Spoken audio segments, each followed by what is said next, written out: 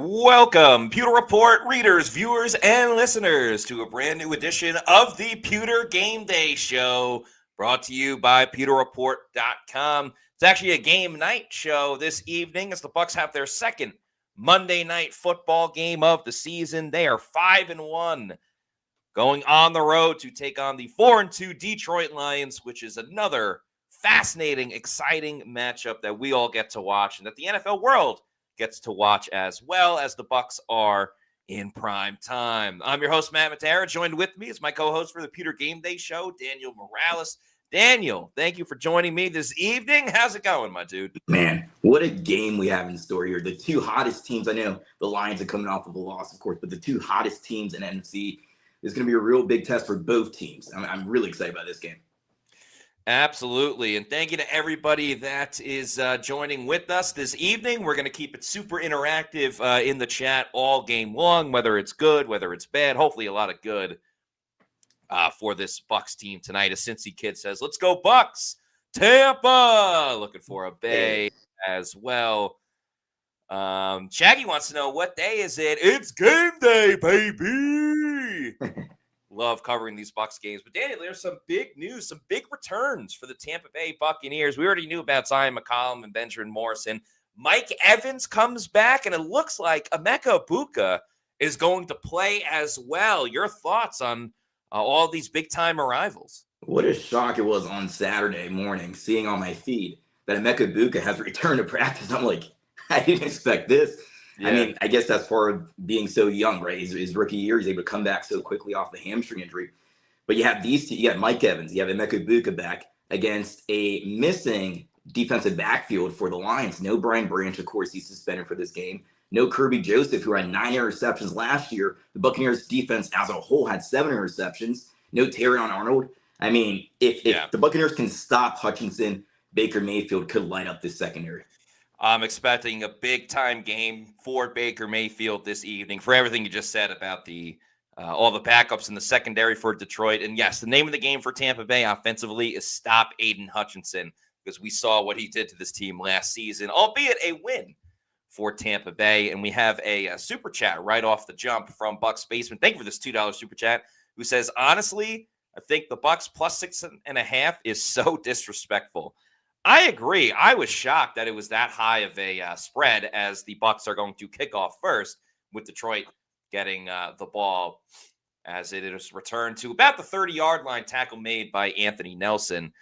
But we're talking about the team with the best record in the NFC, and they're a 6-point underdog.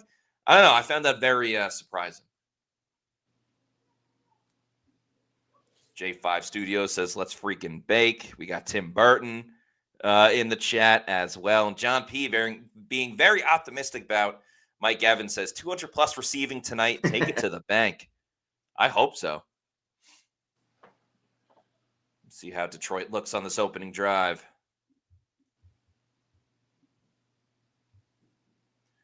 We're going to start with play action. Bucs bring a blitz. It's off the hand of Amon-Ra St. Brown. So Tampa Bay getting aggressive early. Not exactly a shock by this team, but able to get the Lions off kilter just a little bit. I mean, Jared Goff, he is very accurate. He's coming to this game with the highest completion percentage in the NFL. And even his former offensive coordinator, Ben Johnson, has stated before, if he has a clean pocket, he's deadly. So you got to make sure you get pressure on Jared Goff. That's going to be something that you want to see all day long. Here is the second play of the game. Swing pass to Jahmyr Gibbs. He makes Servassier Dennis miss, and it is a convoy up the field. Eventually, he gets pushed out of bounds. But, you know, that's something, Daniel, that hurt the Bucs in week 1 and week 2. It's just those little swing passes to the running backs. And Tampa Bay did a good job of combating it the past couple of weeks, but it hurts them right there. Tough missed tackle for Servassier Dennis. Gets him on ice skates. Yeah, on that play right there, they had 3 linebackers in the game. John Jones, David, and Servassier Dennis. Just none of them were able to get to Jahmyr Gibbs, who is extremely deadly. They have a two-headed monster there at the running back position. Either one of them could tear you up. That they do. Nice tackle right at the line of scrimmage. Antoine Winfield Jr. initially makes the hit, and then the linebackers, Lavonte David and Servassier Dennis, are able to clean it up. And yet Detroit likes to be 50-50. So it'll be very important to, try to make them one-dimensional in one way or another. They do have a young interior defensive line. So getting those 3rd and long situations will certainly be what they are keying for. 2nd and 8 for Detroit. Right around the 40. They're going to run it with Gibbs. Deion Jones in on the tackle with Yaya Diaby. So, yeah, a lot of early on Deion Jones playing inside linebacker. The 4-3 defense here. Yeah. And remember, these are two teams that have seen each other a lot over the past couple of seasons. So we'll check out what type of wrinkles that the Bucs have. And right now, one of them is playing with 3 linebackers. So very intriguing. You have Savasi, Dennis, Lavonte David showing blitz. Will they bring a pressure or back out, going coverage? Goff looks like he's changing the play at the line of scrimmage, directing the blocking patterns. He has time. He's got to run. Throws down the field. There's a flag on the play. Typically, when you have that much time, there's going to be a holding penalty or something. Let's see what the call is. Goff's born in Tampa.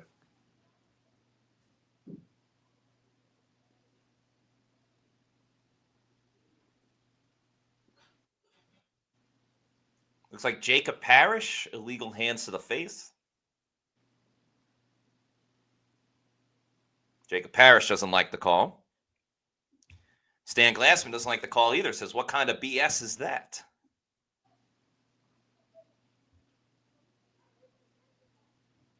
Bucs fan says, I'd love to see them win, but if they get out healthy, that would be huge. A lot of people not liking the call. Yeah, you got to let these guys play football. I don't know about that call. Yeah. By the way, Diesel Riche says, 1 a.m. out here in South Africa, but I'm locked in. I see boxes on skates already. Hey, thank you so much for taking the time out of your day to watch all the way out in South Africa. That is so cool to see. And remember Diesel last week telling us his story about his mom being the 49ers fan. That's right. He's the lone Bucs fan in the family. Looks like Savasi Dennis is out on the medical table as well, kind of flexing his ankle. He's trying to stretch it out. So, yeah, that means Deion Jones becomes the backup linebacker. Goff takes a shotgun snap, throws over the middle. It's caught by Amon-Ra St. Brown, and he can walk into the end zone. Yeah, too easy. Very, very easy as the Lions take a quick and early 6-0 lead. But as I said on Pewter Picks and Props, this is going to be a fireworks type of game. This is going to be one of those games that, like all the rest of the games, right, they come down to the 4th quarter, I believe.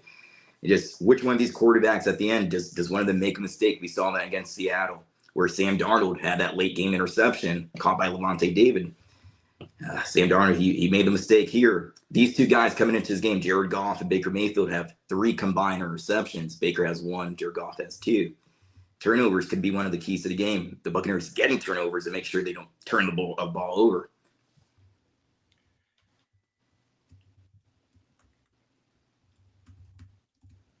Amon-Ra St. Brown scoring there. Too easy.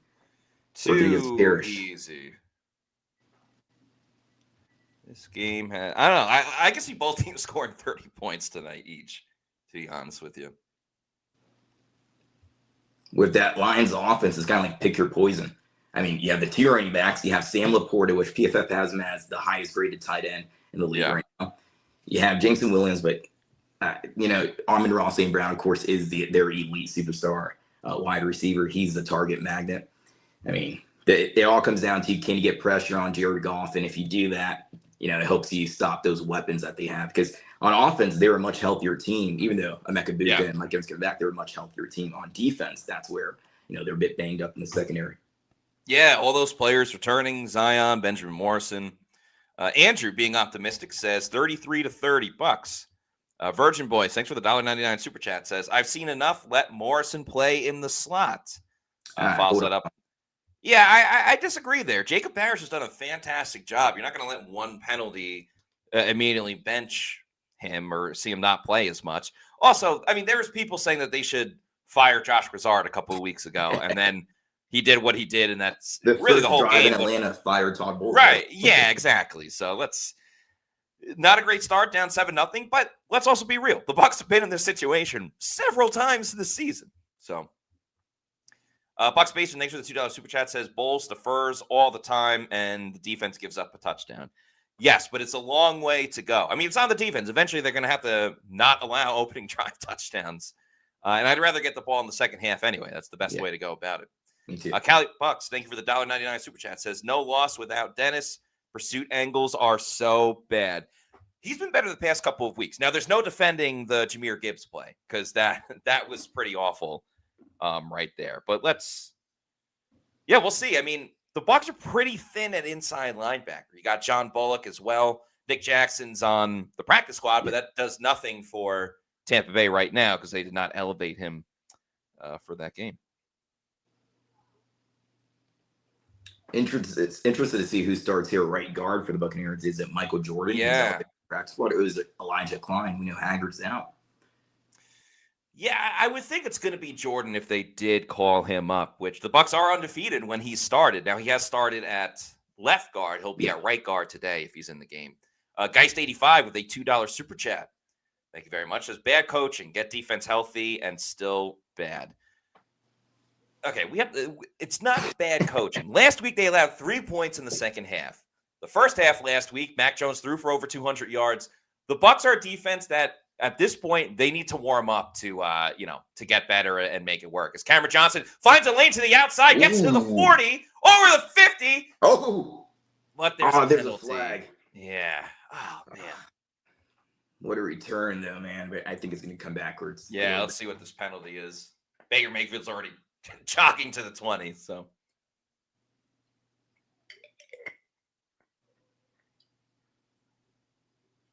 Holding, couldn't read the lips there. Again, we don't have the volume on, but I guess Kayvon Merriweather.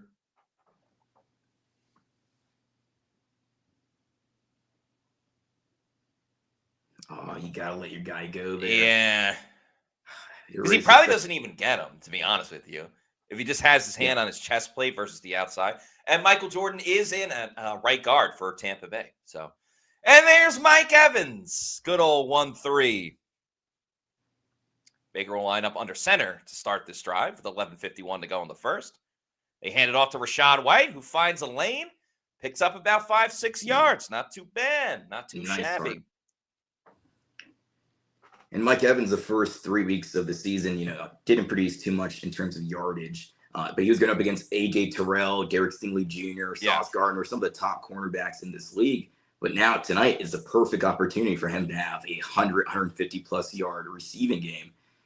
Depending on how healthy he is, of course. He's healthy enough to play, but does he need to, take a little bit of rust off? Let's see how that works out here.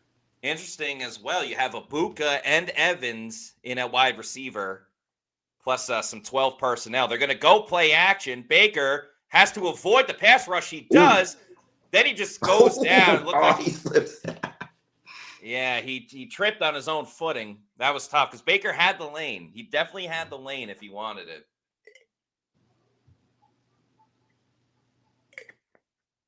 Can't get too mad at Baker on that one. Nope.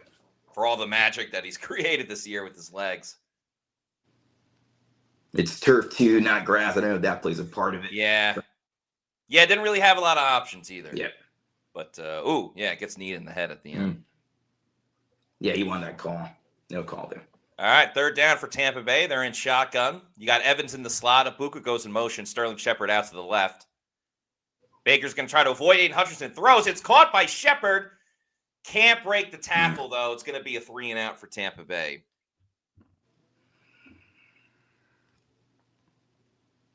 Here come the fire Josh Brazard comments, I'm sure. Right, yeah. Not the ideal start, of course, but Geist 85 says, offensive line looks awful. I wouldn't say awful. Line's got a good pass rush. There's no doubt about it. AJ Consis not happy. Says 3-and-out. You've got to be kidding me. You can't start slow against the second best offense in football. And now the punting experiment's on. Riley Dixon boots it away. Well done. Fair catch is called at the 34. 5. Not the longest of kicks for Dixon. But yeah, Lions had a pretty aggressive pass rush early on, so maybe the Bucs try to subdue them with running the ball more with Rashad White the next time they get the ball. But we'll see. And remember, they had a great kickoff, but it was negated by a holding penalty on Kayvon Merriweather, so played a big difference. Cali Buck says they better wake up fast. Lions are flying around. Yeah, hot start for Detroit. Probably not happy about how they lost last week's game against Kansas City, I believe it was. So, yep.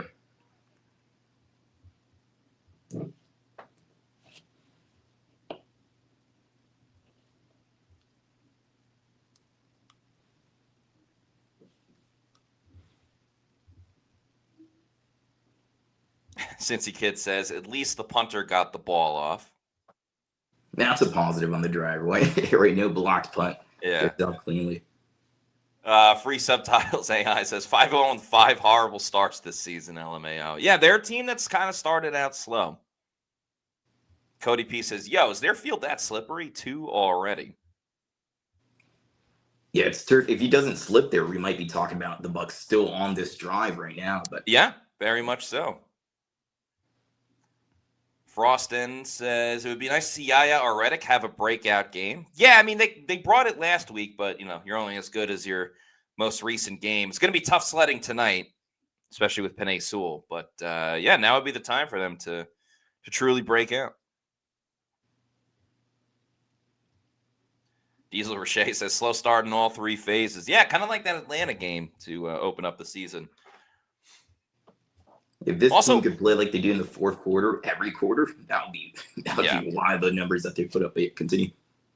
Also, big opportunity for the Bucs as well. Of course, they want to stay in first place in the entire NFC with the win over Detroit. But with the Falcons losing on Sunday Night Football, they would get a 3-game lead over Atlanta with the tiebreaker if the Bucs were to win tonight, and still keep a 2-game distance over Carolina. And they don't play Carolina until late in the season. I do think the potential for Atlanta is still better than Carolina, even though I did say before the season I could see Carolina jumping Atlanta for that second spot. So definitely one that the Bucs don't want to let slip away. I agree with you there. The team to look out for is, of course, the Falcons. I believe they have, like you said, a better chance of, being that team that's pushing for the first place in the division. But I mean, right now the Buccaneers are high. I don't know if anybody's going to be able to catch up to them if they continue playing the way they are. In the first, if you get the number 1 seed, you definitely want they get the first week bye, of course, and get to play at home throughout the playoffs. Well, Amon-Ra St. Brown is torching Tampa Bay once again as Jared Goff plays pitch and catch with him. And Savase Dennis is back in the game. It's like the Bucs played just typical zone. Dean was pretty far back in coverage.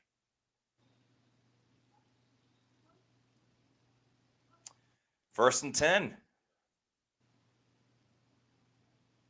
They're going to run it with David Montgomery. So Bucs doing a good job early of stifling the running game, but it's been the passing game for Detroit that's been big.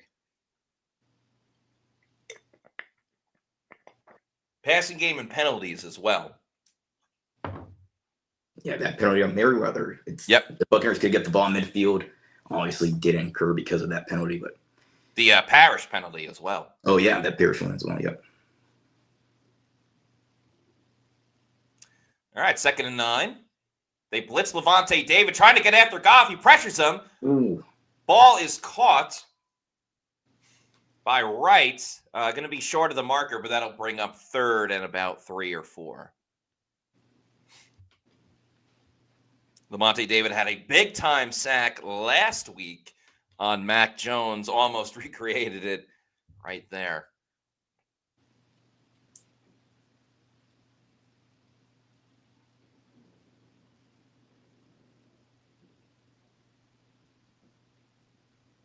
Got Yaya on the right side. Lions try to get rid of it quickly. Oh, the ball, it's loose. The ball's loose. Yeah, and it's picked up. It's picked up by Elijah Roberts. I think that was was Yaya Diaby Yep. on the strip sack. What a big-time play for Yaya. We've been critical of him, but he makes a huge play on third down.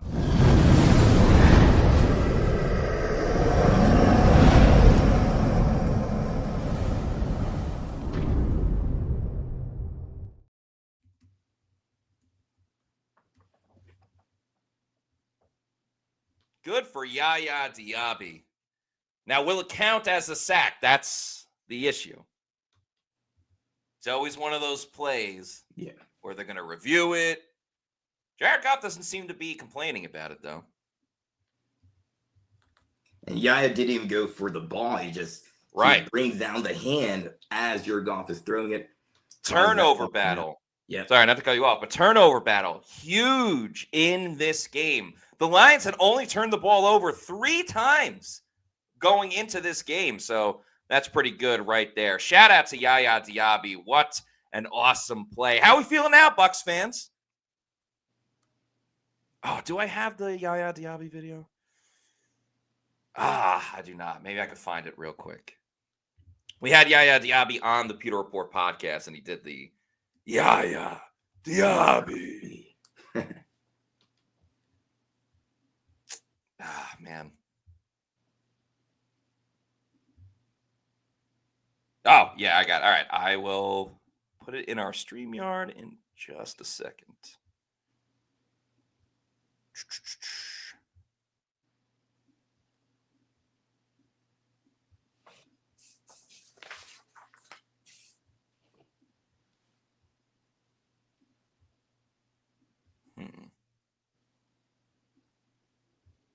Come on.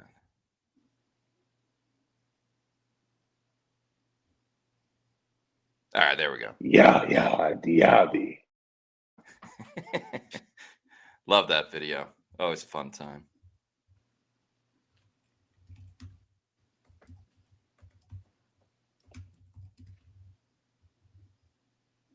All right, you got the turnover now. Now you have to capitalize on the turnover, some points. Don't let it get away. I don't know about you, but I'm thinking little play action right here. I like it. Play action. Missing secondary.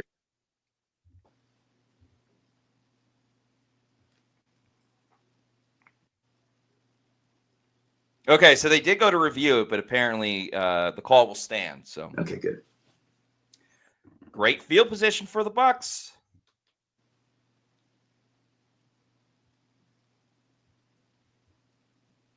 Stan Glassman says, pressure has been good so far. Buck Guy 89 says, love it, with the Yaya Diaby logo. Rolf Steinbauer Sports says, way to go, E-Rob. Of course, talking about Elijah Roberts with a very important fumble recovery. And Eric says, let's put up some points. I agree, Eric. As Baker adjusts and now goes into shotgun.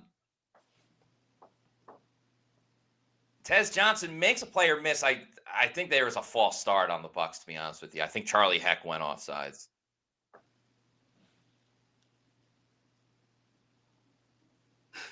Oh, sorry. That was maybe it was the tight end. Showing the replay of Yaya. Yeah, 88 on. Oh, 88, yeah. See, that was a good job by both edge rushers, because Reddick was kind of able to push over Goff just a little bit. Now it's 1st and 15 for the Bucs after the false start penalty. Baker going deep down the field, looking for Evans, just behind him. Going to go incomplete.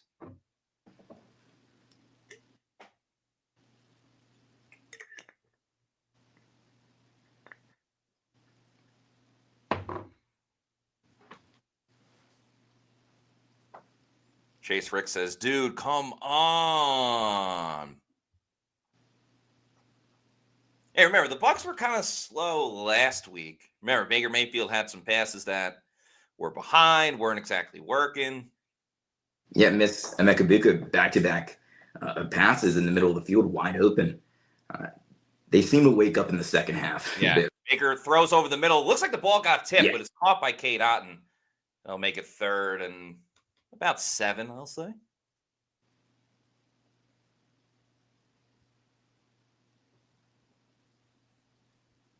Yeah, so that time they kept Rashad with Charlie Heck to kind of chip him if needed. Yeah, that turf looks real slippery here because Yeah, Rashad what the couldn't heck? couldn't even set up the block there. Couldn't chip Aiden Hutchinson. He just slips.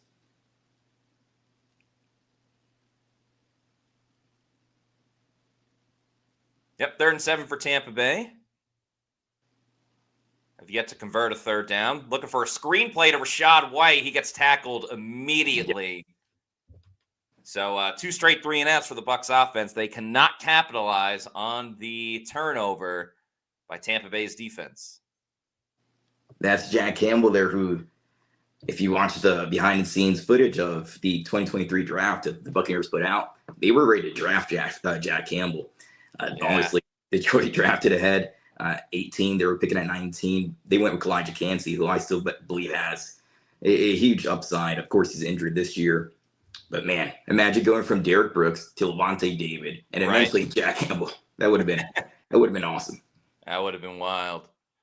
Riley Dixon has to boot this one away. Fair catch is called for by Raymond, and they'll start right around the 12. So slow start for the Bucs. Not really willing to run the football besides that first play with Rashad White. But again, the Bucs pick it up as the game goes. Virgin Boys with a $1.99 super chat. Thank you. Says, what blank play calling is this? I think it's Josh Grizzard trying to get a feel for the game. And then once he figures out what Detroit wants to do, he's able to adjust. So it's been slow, but as we've seen, the Bucs pick it up as the game goes on. Rolf Steinbauer says, slow as molasses. Yeah, they have come out looking a little bit slow. I agree with that. Like the Lions definitely look like the faster of the two teams early on.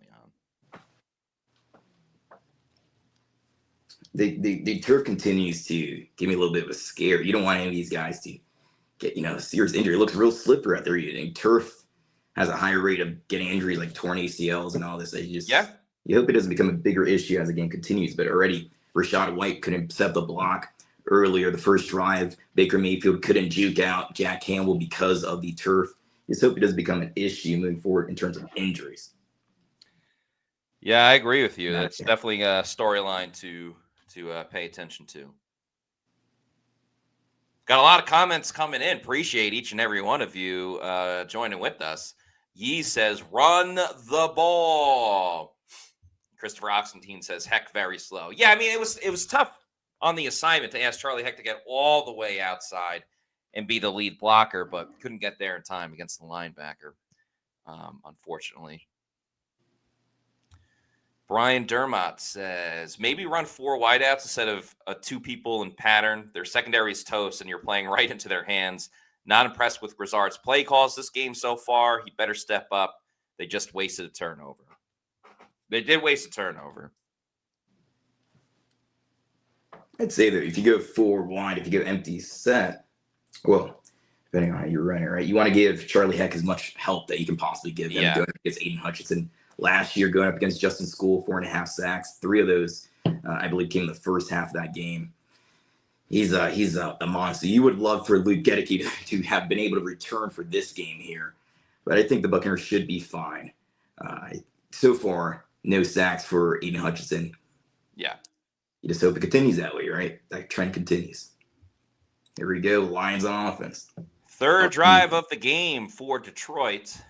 Their worst field position of the game. So hopefully Tampa Bay can get another turnover. They run it with Jahmyr Gibbs. Ooh, he landed right on the legs of the offensive lineman. Hopefully he's okay.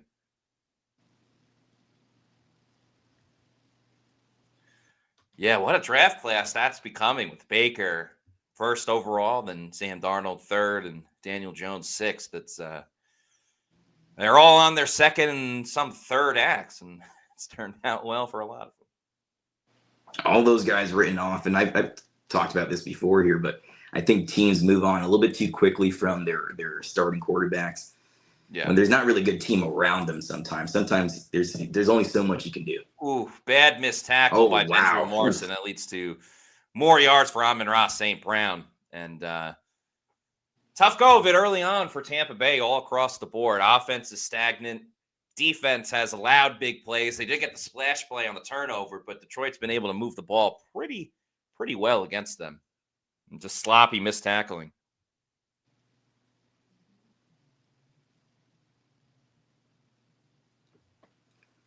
Yeah, and that field's slippery. I hate turf. Yeah, I don't get why every team can't just do it. Gibbs almost found a lane, but cleaned up. Winfield in the mix. Anthony Nelson as well. The Bucs so far good at stopping the run. Yeah. Not, you said earlier in the pass game, especially to Amon-Ra St. Brown. 2nd and 6 for Detroit. Got St. Brown on the bottom of your screen. Jameson Williamson at the top. Williams. They're going to run it with Gibbs, who makes a couple of defenders miss, breaks out of a tackle. That's a first down for Detroit. I give them credit, and then Gibbs gets the first down. Yeah. Jinx him a little bit. No C.J. Brewer in this game. He was a game day inactive. They do have Elijah Simmons, Elijah Roberts, Vita Vea and company. Play action. Goff going to scramble. He does. Gets about 7-8 yards on the play.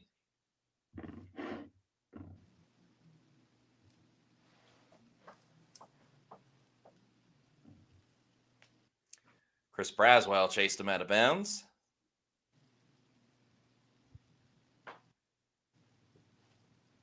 Both teams have had their opportunities. There's been 5 different changes of possession, but been all Detroit early on.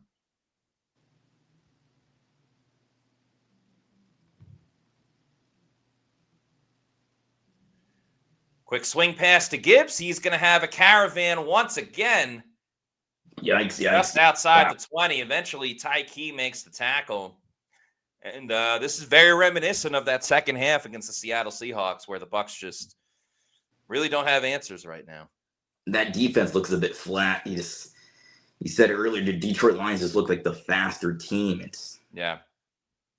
No Yaya or Hassan Reddick also this drive so far, I believe. It's been Braswell and Nelson, but yeah, now they actually just came on because they're in a red zone situation. I'd say not allowing a touchdown on this drive, I would consider it a win. That's a big-time stop. Vita Vea and Yaya Diaby in the mix. And that's why Vita Vea is one of the best nose tackles in the league. That's a 3-yard loss.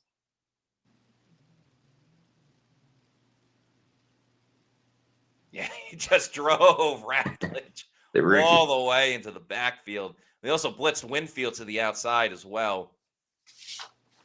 A fantastic job by Vita and Yaya to close it out as well. Finally, a negative play for Detroit. Haven't seen too much of that forced by Tampa Bay's defense. Bucs blitz Lavonte David. Can't get to Goff. It does come to a short gain, though, right on the catch, making it a 3rd and long.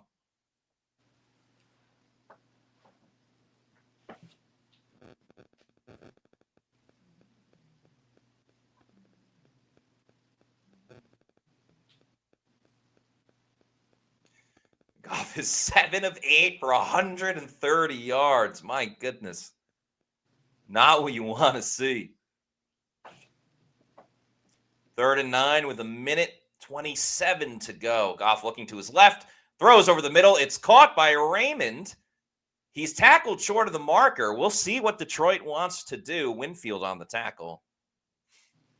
We know Detroit is typically aggressive in these moments. We'll see if they go for it or decide to take a 2-score lead. Looks like they're going to stay on the field. Big-time 4th and 2. Big opportunity for Tampa Bay to get some momentum back. Under a minute to go. Got 2 receivers out to the right, another to the left. Williams goes in motion. Goff fires, looking for the end zone. Incomplete. Whoa. No flag, and that's a big stop for Tampa Bay's defense to keep it 7-0. Wow, oh wow, that could have gotten bad, but job well done. Tampa Bay takes advantage of the aggressiveness by Detroit. No risk it, no biscuit, but there it just didn't work out. I mean, it looked like it was going to be bend but don't break defense. Yeah. That's rookie on rookie as well. Benjamin Morrison and Tesla. But a little bit of a hand, a little bit of a tug, but no call by the ref. And Bucs will take over. Second impact play by the Bucs defense. Now, they haven't looked great, but only allowed 7 points. Time for the Bucs offense to wake up as we have 43 seconds left in this first quarter. Baker's in shotgun. Bucs have been very pass heavy.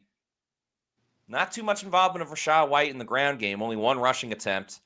They do rush it here with Rashad. He picks up about a yard. And that will likely be the last play of the quarter in a very quiet beginning for Tampa Bay's offense.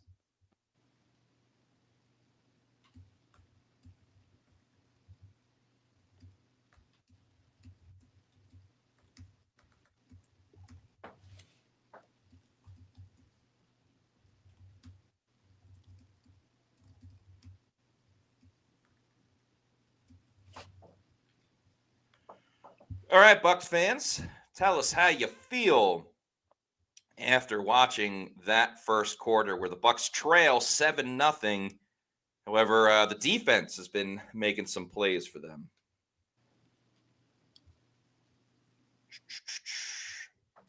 Cecil says, heck is just bad. Play Chikuma. I mean, Shakuma's a developmental. I didn't like what I saw at training camp. I thought the stance was a little bit weird. It's coming out as, I don't know. Charlie Heck, I think he gives you, the higher upside between those two players right now, at least. Yeah. I just hope Luke can come back soon. But, I mean, Todd Bowles was asked, was it this week or last week, is there a possibility Luke can return this year? And he said, I hope so. So you have you seen Luke around the locker room or anything? Yeah, from time to time. He's not in a boot or anything, and he's walking around pretty well, but clearly, I guess, not ready to play just yet. Luke says 160 versus 15 total yards. Yeah, not ideal from Tampa Bay early in this game. King Cook says Shaw got twinkle toes tonight. I mean, he's had 2 rushing attempts. One went for 7 yards. The other one went for a yard. I don't know how you really get to that conclusion. Tony Kona says, not to worry, boys. We got this. We turned the game around this quarter. Yeah, I mean, 1 score and the Bucs tie it up. So it's not like they're down 30. Archie says, offense got to wake up. LFG with a bunch of fire emojis. Yeah, this feels like a game where the Buccaneers should be down a bit more than what they are. Yeah. So 1 scored touchdown. This game is down tied. I mean, it feels flat so far on offense and on defense. Special teams, besides the Cam Johnson huge return that was called back because of the Merriweather hold. I mean, they need energy. They need something that maybe one, huge explosive play, one huge chunk play will wake up this offense. You need something, get Baker Mayfield in rhythm, convert the money down, convert those third downs. I mean, this year they've converted third downs at 41%. I believe that puts them at, they're still in, I think they're 14th, but last year they're 51% conversion rate on third down. That was first in the league. I just convert those money downs and just get Baker Mayfield in rhythm. I think there's one chunk play in this offense will wake up, I believe. Yeah, for sure. They need a little bit of a spark. They almost had it with the Cameron Johnson return, but that was taken away by a penalty. Stubby Ryan says, move the pocket. I wouldn't hate that. Baker's better when he's kind of on the move a little bit, and they've done a good job of kind of engulfing the pocket early on. Jonathan Ramatar, thank you for the $4.99 super chat, says, this is the hardest place we have played against a pissed off team. We will be okay, weathered the first quarter storm. That's true, too. The adrenaline's pumping right now. Going to wear off a little bit as the Bucs have 2nd and 9 to begin the second quarter. As Baker lines up under center. You got Mike Evans out to the left, Tez Johnson on the right. They go play action. Baker has time throwing for Evans, looking for him, pushes off. I think they're going to call. I think they're going to call offensive pass interference. That's just my gut feeling. But hopefully it's on the defense.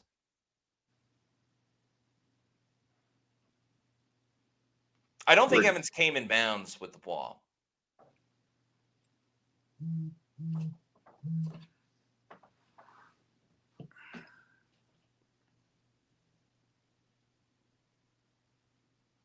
Yeah, he's grabbing the jersey. Yeah, it's raucous. And I'd rather them say it's a completed pass, so it's yeah, more yards for Mike Evans.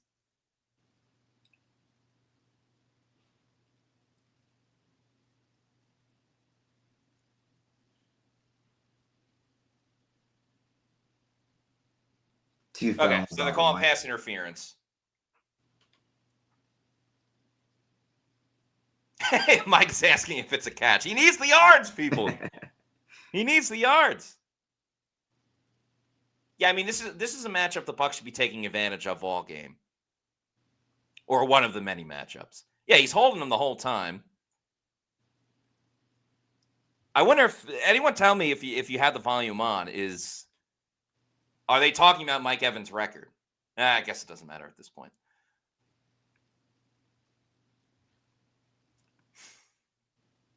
All right, so Bucs able to get their first down, albeit via the penalty. They run it with Rashad White on first down. Gets about a yard or two.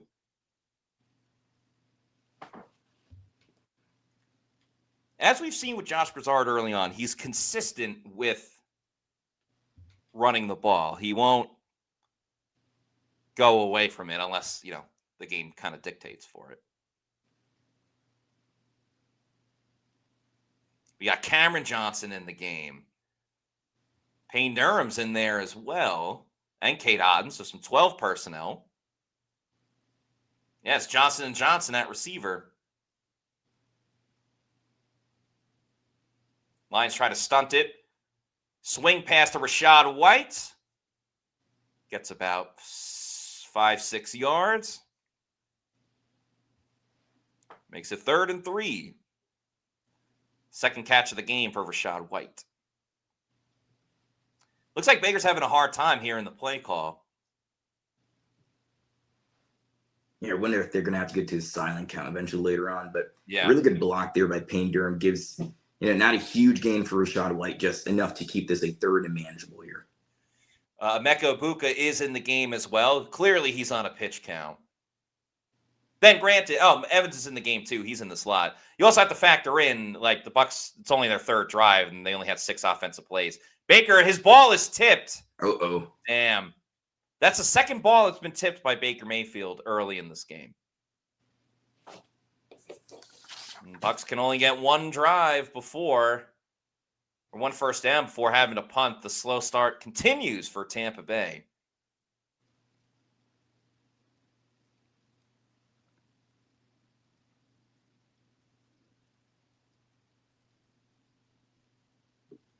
Yeah, that's McNeil right there. He's making a season debut. Had a torn ACL last year, week 15. Finally coming back this week, but that's, like you said, second batted pass. Just a drive killer there. He gets it off cleanly, right? Dixon. That's a terrible punt by Riley Dixon. The only positive was, you pinned him inside the 20. Yeah, but I mean, you're at midfield. You should be able to. I didn't love it. But hey, that's the start that we're in right now. Alan Mnemonic says, this is horrible to watch. Bucs guy says, this is terrible football. Ecliptic Sir says, run game is horrible. Has been great right now. Tim Burton, Baker's got to wake up. He's missing open guys. Well, his pass got tipped. Tall Florida guy says Baker's playing scared. I don't think that's true. Daniel Gomez says, guys, relax. We've seen this story. It feels like almost every week. The Buccaneers start off slow, and then they pick it up eventually. This is a game, again, that, like I said earlier, it feels like the Buccaneers should be down by more than just 7 points. Mm-hmm. But somehow, luckily, they're only down by 7. Now, you have to stop Detroit here on this drive. But the Buccaneers haven't been able to capitalize on the forced fumble by Yaya Diaby or on even the turnover on downs. Yeah. You got to capitalize on those turnovers when you get the opportunity, because this game could come down to capitalizing who gets points on those turnovers. Baker Mayfield luckily hasn't turned the ball over yet. It's just turnover is going to be a big thing, hopefully, in favor of the Buccaneers, but let's see. Baker has just 14 passing yards in this game, so not ideal for the over on those passing yards. Sal 319 says, I'm tired of these slow starts. The play calling sucks. They haven't been able to take advantage of a backup secondary for Tampa Bay. Sean Aguilar says, that was a catch by Mike. It would have helped with his overall receiving yards in the game. Cecil says, Charlie Heck getting blown up all drive, but gives us the best option to win. That's true.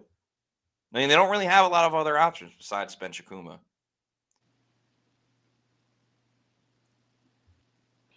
And Govo says, we can't run the ball up the gut. We need to rely more on Baker's arm. I think they can get a little more creative running the football. Corey Reeves, I think, brings up the best point. There's no rhythm. It's been very stagnant with this group. Alec Bickler says, team is getting a little shaky, but we're going to pick it up, I think.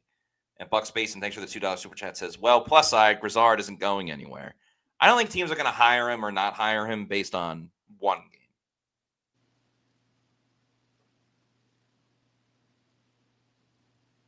Interesting. Yeah, they had Benjamin Morrison in the game. Lions go play action. It's a screen to Montgomery. He's got room to roam. That's a first down and more. It gets up to the 30.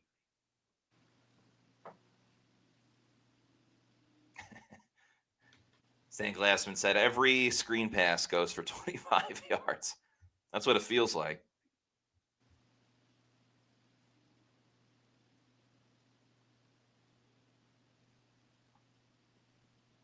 $114 yards after the catch. The yak not going well. Yeah, Jared Goff was talking about this week. He was talking about how one of the best things they do on offense is what they do after the catch, with those yards after the catch. I mean, here's another TFL there we go. Tampa Bay. Tyke Smith tackle being aggressive, beat a Bay as well.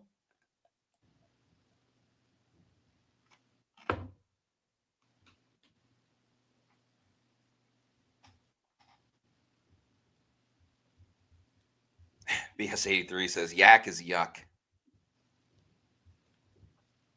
Yeah, Jamal Dean's not in the game. I'm not sure that's injury-wise or just subbing him out. Because they've done that before, where the Dean, they'll give him a couple of drives off. Looks like a false start on Detroit, so that'll help the Bucs.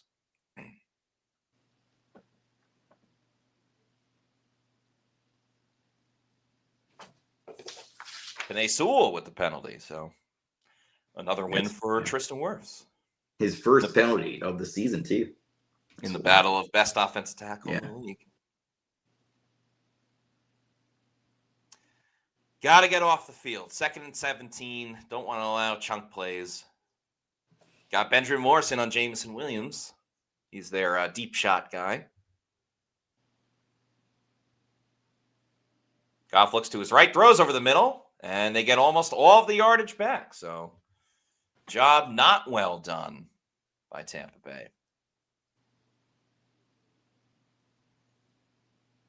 And it's a career game for Amon-Ra St. Brown early on. Mark Fisher, thanks for the $1.99 super chat, says, all year, no tackling in the flat. Since week 1, right, against Bijan Robinson. Yeah. 3rd and 5, Bucs can still get off the field and force a punt. They got Tyke on the outside. 4 seconds to go on the play clock. Now Zion goes up to the line of scrimmage. Tight coverage. They get home, and it's a sack. There we go. Gervasier Dennis. Bucs get off the field when it was much, much needed. Well done by Voss.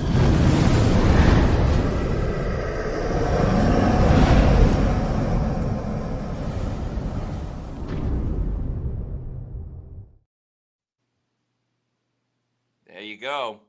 Bucs take advantage of the 2nd and 17. They allow some yards on 2nd down, but are able to get the job done there. Maybe Cameron Johnson can provide a spark. He's going to have a chance to return it. Cameron Johnson. A little bit of a return. Bucs will have pretty good field position. Tackled by former Tampa Bay Buccaneer Grant Stewart there. Yeah. Mr. Irrelevant got an Uber Eats commercial out of it. So good for him. that entire drive for Tampa on defense looked ugly. But Yeah. Devontae Dennis came up clutch when it mattered most there. That is true. By the way, since we're at commercial break, let's hear a commercial from one of our newest sponsors, Jorgensen Law. Welcome to Jorgensen Law, PA, where our family's legacy drives us to fight for your rights. Specializing in personal injury, workers' compensation, and Social Security, we're committed to winning for you. No fees unless we succeed. Trust in our family to help yours. Let's achieve justice together. If you have a personal injury matter, make sure you call the good people at Jorgensen Law, PA. Their number is 727-347-7733. That's 727-347-7733. They are champions of the injured and disabled. Their office is based out of St. Petersburg in Florida, in the Tampa Bay area. Get a free case evaluation with no fees until they win the case for you over at Jorgensen Law. They are also the official sponsors of the injury report that we put out for the Tampa Bay Buccaneers several times per week. So again, if you need an attorney to help you out with any injury case, Jorgensen Law are the people to speak to about it. All right, still a 7-0 game. Bucs trail by a touchdown. They've been shut out. Hasn't looked too pretty on the offensive side, but once they break through, they're able to truly explode. And Stubby Ryan with a good comment says, run the annexation of Puerto Rico.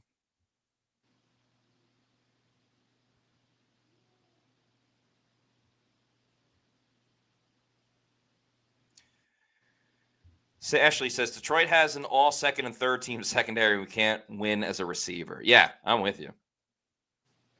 I mean, if you just look at the stats here again, this is somehow the Buccaneers are still only down by 7.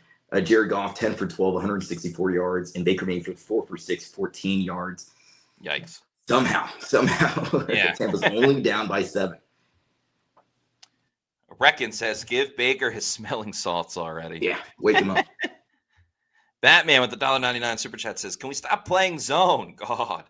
I think we just have to understand this is going to be the Bucs defense. Is they're going to allow a lot of yards, but not allow you to get into the end zone. Bucs go play action to start this drive. Baker's protected, throwing deep down the field. He had 2 receivers, and Mike Evans and Tez Johnson crash into each other. That's the last thing you want to see, especially for Evans, who's coming back from an injury. Who knows who went into the wrong spots? If you're going to get hit by your own guy, friendly fire, I mean, who's better to get hit by than Tez Johnson, the lightest player? Yeah, that's true. He is the lightest player in the NFL. Yep. Oh, boy. Yeah, landed on Mike's legs, too. Yeah, Bucs still out of rhythm. 10 minutes to go here in the second quarter. Andrew, Sean Tucker's in the game. Lions bring a blitz. It's caught by Ibuka for a short gain.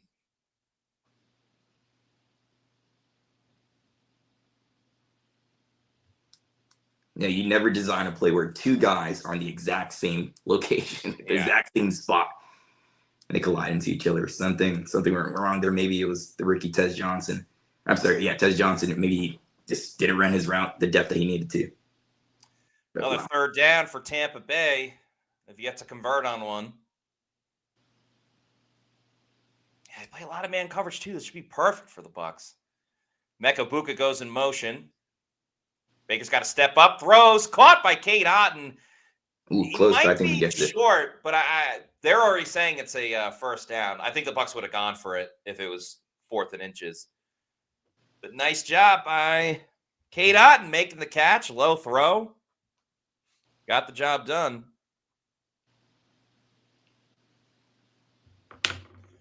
Looks like the Lions brought a blitz. No, they didn't. They stunted. Okay. Graham Barton's not having a good game. He's getting beat pretty badly up front. But gives it a first down for Tampa Bay.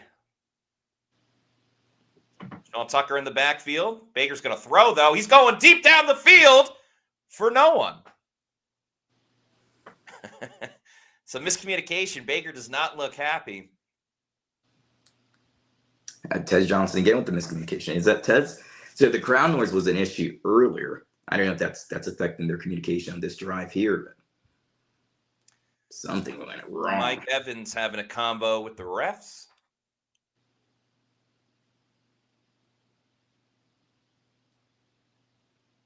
I want to see the replay on that one. Yeah. They're making it look like it's Tez Johnson's fault, but who knows? There's a run with Sean Tucker on second down. Gets to the 50. The third down for Tampa Bay. 3rd and 6. The Bucs have been moving the ball by the skin of their teeth. That crowd looks insanely loud.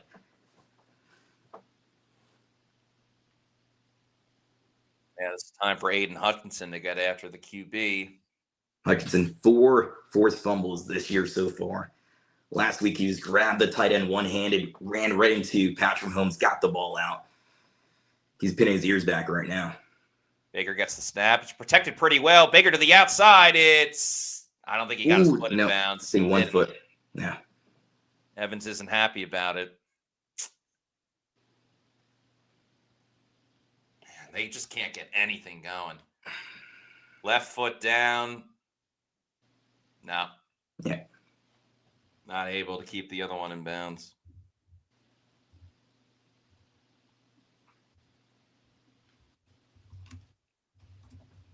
Another drive, another punt for Tampa. Yeah. You can't survive like this every drive ending in a punt. Eventually, you're not going to be able to hold this offense with all the weapons that Detroit has to just 7 points. Yeah. Ooh, almost. Okay. No running to the punter there. Right around the 11 once again. Tough sledding for Tampa Bay. No points through 7 minutes. With 7 minutes and 35 seconds to go in the second quarter. It's been ugly.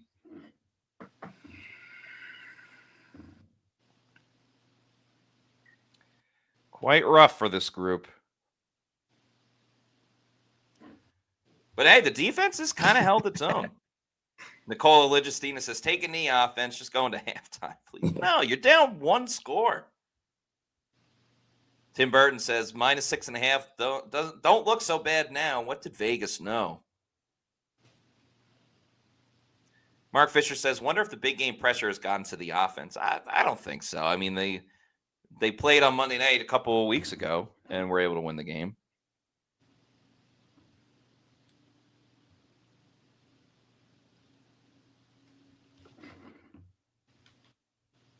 Callie Bucks says MVP chants are for him. Can't run the right route. Oh yeah, that was really comedic.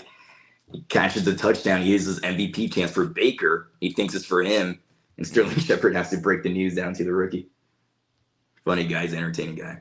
You like those guys in the locker room. You know, they're good for the team morale. Rolf says, pass game sucks, run game sucks. They haven't really found anything that's worked for Tampa Bay. I'd like to see some more of the short, intermediate throws on first down. Let everything else set up. Andrew Johnson, thanks for the $1.99 super chat, says, we are a spoiled fan base. ... Jeez. I think fans have a reason to be angry tonight, at least on the offensive side. Baker has 24 passing yards. 24. Rashad White has 3 rushing attempts for 9 yards. So, yeah, coming in, I talked about at the beginning, I thought Baker Mayfield, because of Brian Branch being out, Arnold being out, Kirby Joseph being out, that Baker Mayfield could have lit up this defensive backfield. But so far, only 24 yards. It's a bit embarrassing at this point in the game. Again, you got to find a way to get Baker in rhythm, and hopefully he's been trying to go deep on some of these, but Tez Johnson, it looks like it was Tez Johnson's fault on the collision, and then the miscommunication, and Baker Mayfield threw it deep, and nobody was down there. And McClendon, the wide receivers coach, was talking to him, but 36 yards total of offense. Yeah. Tampa Bay. And Jamal Dean's chilling on the sideline. I don't know if that means if he's hurt or whatever the case may be. Nate Cover says, I guess we're playing against the 85 Bears. I like that. False start penalty on Detroit.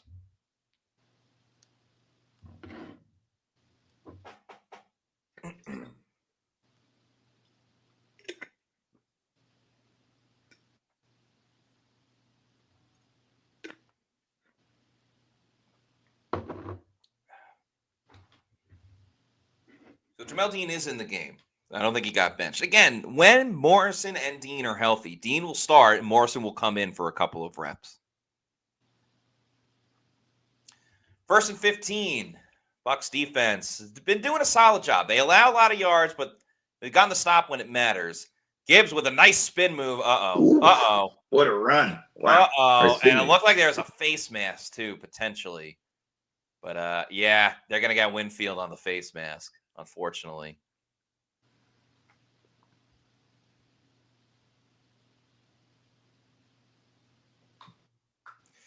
Yeah, missed tackling, certainly a theme tonight of Bucs not being able to hold on to several players. It was brief.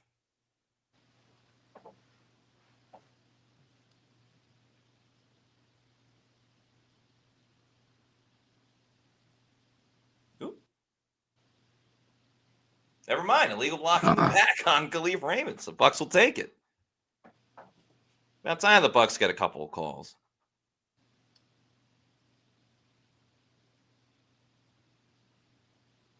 I'm going to call it now. I think it's going to be 10-10 at halftime.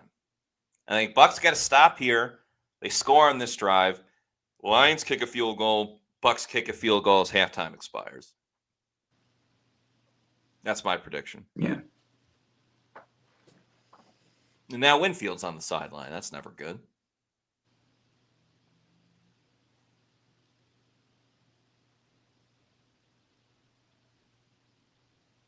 Maybe the Bucs can get a safety. That'd be pretty cool. Make it 7-2. The defense helping out the offense. Somebody needs to score points, right?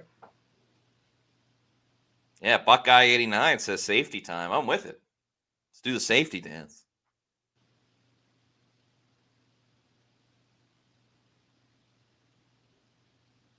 Come on, just call the damn play. What are we waiting for? 1st and 17.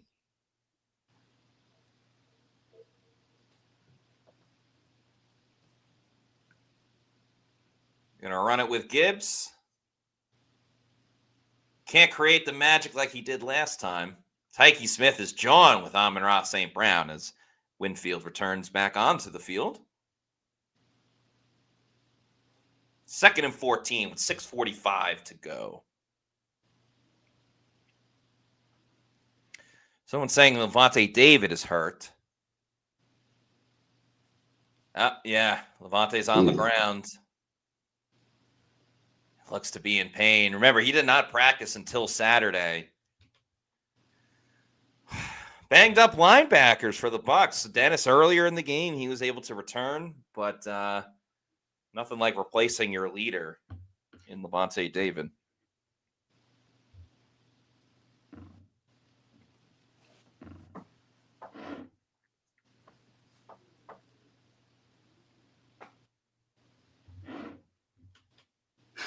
David Dosher says Deion Jones time.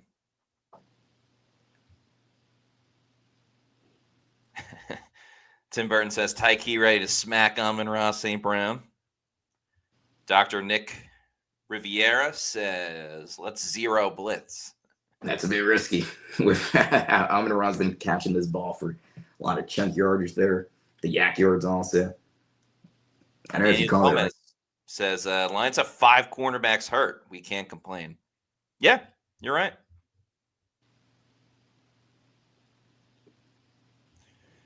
Yeah, we'll see what's up with Lavonte David. Yeah, Bucs definitely have to be in the market for an inside linebacker this season and next season. Let's go get Derek Brooks here. Reckon. LVD walked off in his end. We can't see that right now, but yeah, we're still at commercial break.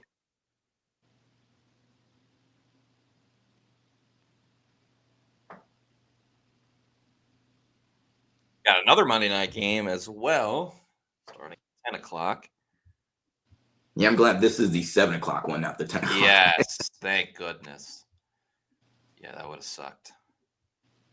By the way, win, lose, or draw, we will be having the Pewter post-game show coming up after the game. Probably be around 10:30, 10:45, depending on when we hear from Todd Bowles and Baker Mayfield. But yeah, it'll be myself and Scott Reynolds breaking down everything from the game. So keep that on your radar once we are done with Bucs vs. Lions. Still a long way to go. Okay, 2nd and 14 for Detroit. Backed up near their own end zone. Deion Jones is in the game for the Bucs at linebacker. Goff gets the snap. He's looking, wants to go deep. He's going to go underneath. Tackle made by Jacob Parrish. Raymond on the catch.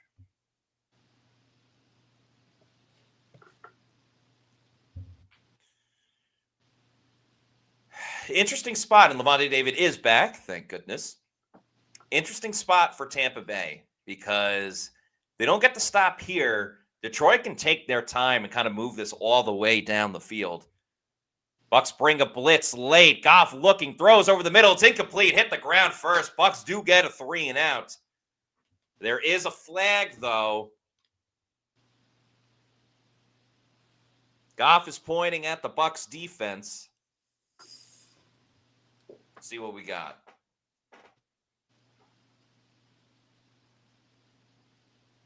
Looks like they're getting Jamal Dean illegal use of illegal contact. So it's automatic first down for Detroit.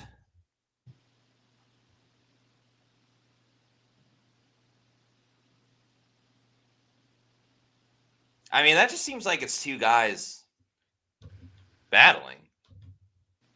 Yeah, he ran into. Yeah, he kind of ran into him. I don't like that one.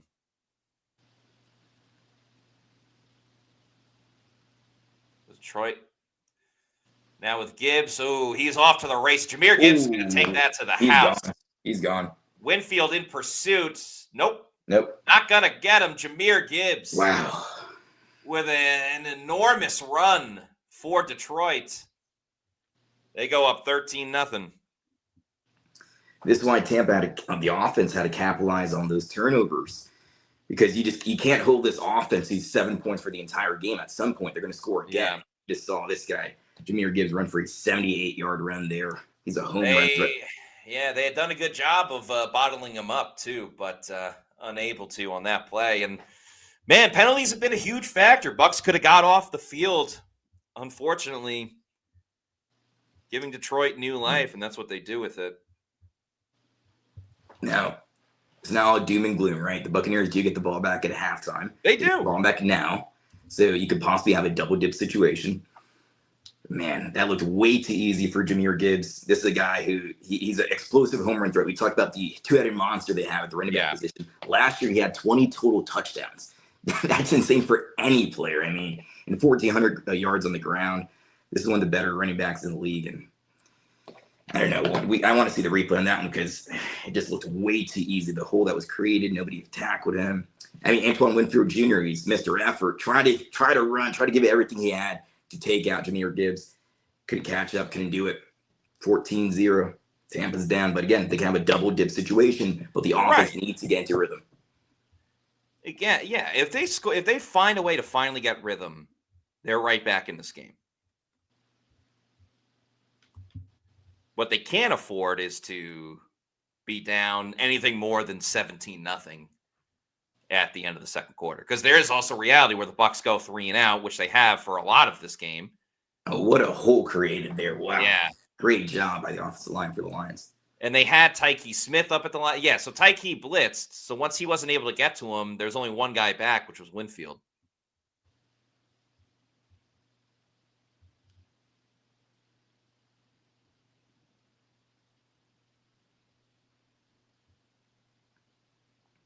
The Lions always have some of the – I know the Bucs fans are not happy right now, but the Lions always have some of the best celebrations in the league.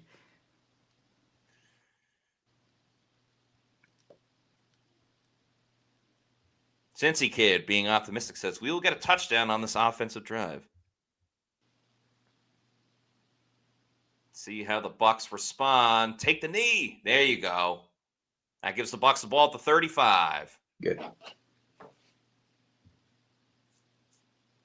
Bucs have had solid field position tonight. Just haven't been able to do anything with it.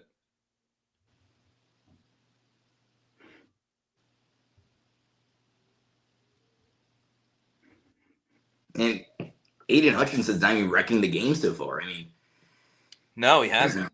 I don't know what's going on with his offense. They need to wake up. I hope somebody gave, like the comment earlier said, somebody give Baker Mayfield his smelling salts, because this guy, man, he needs to wake up, and hopefully this drive he's fully awake. The whole team does, and they're not getting anything done. Like the running game, Rashad White with a great stiff arm. Oh, stiff arm. There we go. But that's only 4 or 5 yards. Yeah.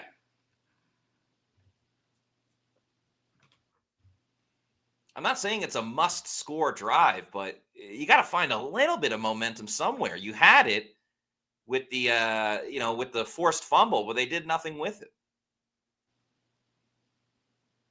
I mean, I kind of see this as a must-score drive. We're still in the first half, but yeah, I mean, you got to score points at some point in this game, and right now is a perfect opportunity to do so. 2nd and 5. You got Evans and Ibuka. They are in 12 personnel. Baker steps up, going deep down the field, looking for Evans. He makes no. Oh, and Mike's down. Ooh, is he okay? Oh, he doesn't look good. He's yelling. He's not moving much either. Oh boy. Oh, that would have been a sick catch. Oh God. I mean, more than the catch here. Is he okay? I mean, Baker Mayfield looks scared right now. I like Baker. I like Baker taking the shot. Just obviously enormously tough with. So Ashley says Mike fakes an injury when he drops the ball again. I mean, this kind of attack on his character. He looks like he's actually hurt here. I wouldn't say it, something like that. Yeah, that's a bit much. He had the catch too. Yeah, his elbow when he hits the ground That's yeah. I mean, it could be anything at this point. It could be an elbow. And Rocky Sin was draped all over him too. Oh, jeez. Oh, he actually caught it all the way through. It looks like he right? did, but he threw it at the end. Yeah. Oh man, it's looking like a collarbone or something. Oh, dude. That 1 2 yard is just fought his way back into the lineup after missing since week 3. I mean, Mike's hardly moving at all. This is as bad as it gets. I can't remember a time when he stayed this long on the ground. Yeah. This is serious. Jeez, poor Mike. And now the Bucs got to regroup too. I mean, they got a 3rd and 5. They're in a very, very tough game as well.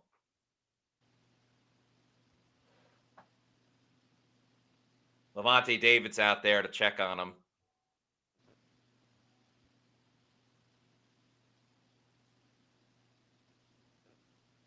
I mean, Mike's limping off the field now. It's just got to knock the spirit out of this team. He looks in a lot of pain. I think it's something with that. Yeah, that something on the right side of his body. Yeah. I'm going to guess something with the collarbone because, like, the way that the elbow lands. Tough sledding for the Bucs. Mark Fisher, thanks for the $1.99 super chat. I'm not sure if I got to this, but said penalties and 3rd down. Both before both Detroit touchdowns. Yeah. All right, 3rd and 5. I mean, Bucs can still keep this drive going.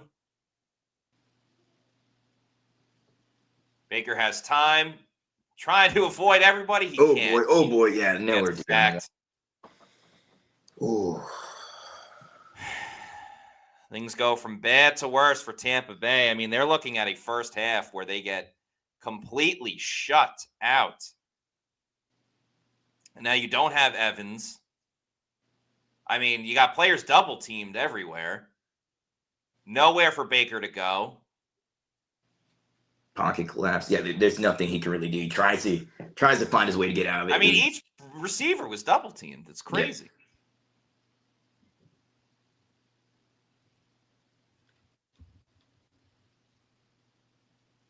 Man, I want to see an update on Mike whenever we can. It's obviously he's out for the game, but what's the injury? Right. And hopefully it's not season ending or this really puts his record at risk here, and it's more than the record. You just hope the guy's okay, of course. But like you said, he worked his way back. He's finally in the lineup again this week. This is taken out, and it's a huge blow to the energy, the morale of this team, having your best wide receiver just go down. He's still the GOAT, like Pete says here. Yeah. And he caught it. He had it all He the way did. through. It looks like. Man, that would have changed everything. Game on saying that was a huge concussion. Now, let's remember, the Bucs, I haven't seen anything yet. Let's also remember, like, the Bucs have won a couple of games without Mike Evans this season. I mean, last week, Johnson & Johnson. Yeah, exactly. WROL broadcast. Thanks for the $1.99 super chat. Says MVP talk got him playing tight. He needs to relax. I don't think he's been listening to the MVP conversation. Tardizard says 40 yards of offense against a backup secondary. Yeah, it's not a good look. I mean, what excuse can you make? Aiden Hutchinson has not been a problem. No. He hasn't destroyed the game. You have a backup. A secondary full of backups. You just can't get anything going. That's got to be an offensive push-off on Jameson Williams. I'm sorry.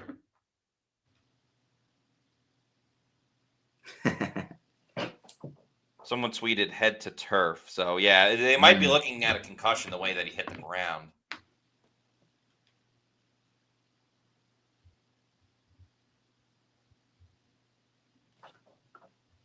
Bucs guy, how many passing yards does 24. The team is 17. Baker is 24, but the NFL, they do this thing where if you get sacked, you lose the passing yards for the amount of yards you get sacked. So he's been sacked twice for 7 yards. So therefore, 17 passing yards for the Bucs in 2025. How the hell do you do that?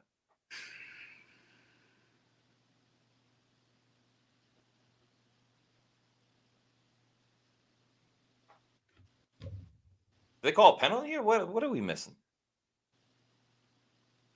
Jamal Dean, dude. What is he? Yeah. Oh wait, no. They called it on Jameson Williams. Jameson Williams, okay. You could have called it also on Jamal Dean. Yeah. 2nd and 15. Lions go empty. Goff going down the field looking for St. Brown. Nope. Incomplete.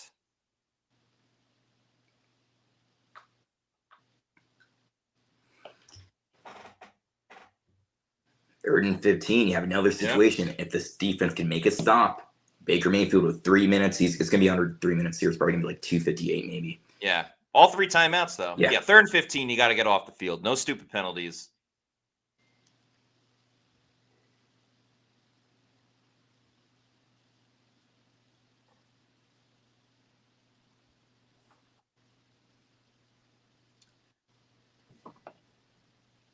Goff looking. Oh, Elijah Roberts with a great play.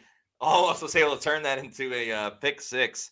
Bucs do get the stop. Bucs Basement, thank you for the $2 super chat, says this is the Ravens game from last year. It's looking like it a little bit. I'm going to give this team the benefit of the doubt because we've seen them mount comebacks, play better. Lions were definitely looking for a screen, and man, Elijah Roberts almost made an incredible play. Look at him get skinny, get between the 2 offensive linemen, and just get in the backfield. Wow. I mean, Bucs should get good field position here. That's a booming of a punt, but Cameron Johnson's going to have a chance to return.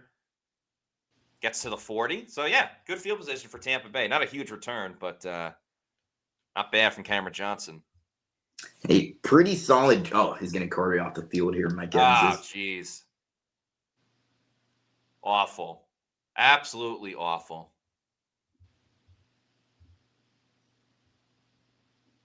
You hope it's not anything season ending and just how his season goes, but tough guy. Hopefully he gets back soon.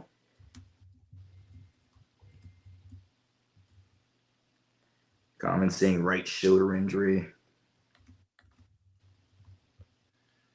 All right, new set of downs for Tampa Bay's offense. Throwing over the middle. Sterling Shepard fumbles the football. Oh, come on. Detroit recovers it. Things go from bad to worse. Could this team get any more sloppy? This has been a nightmare beginning for Tampa Bay. Nightmarish.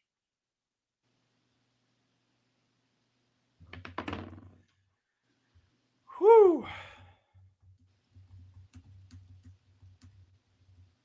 Yeah, to Mika Robinson there, he could turn the ball over. I think he has he's just a turnover machine.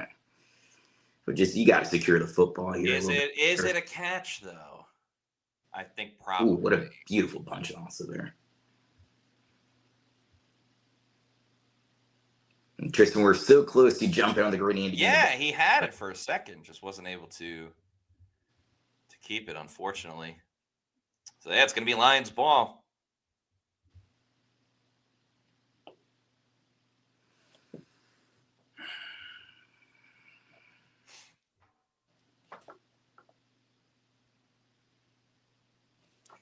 This has been a nightmare for the Bucs. An absolute nightmare. Ooh, damn.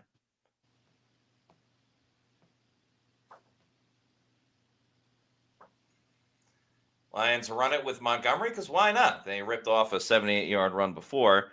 And Mike Evans has officially been ruled out for the game with a concussion and a shoulder injury. So both okay. Certainly be thinking of Mike, but didn't look good.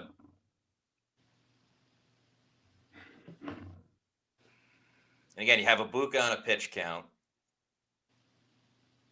And then your next man up, Sterling Shepard, gets fumbles it. Good tackle for loss by Yaya Diaby. Something positive. Alec Bickler says prayers for Mike. Yes. Yeah. Definitely thinking of Mike.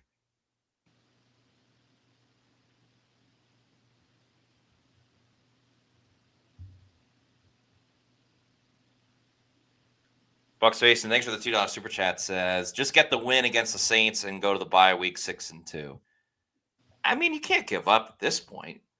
Yeah, you're down 14, but it's not a 38-0 game here. It's super ugly. The game has been extremely ugly for Tampa.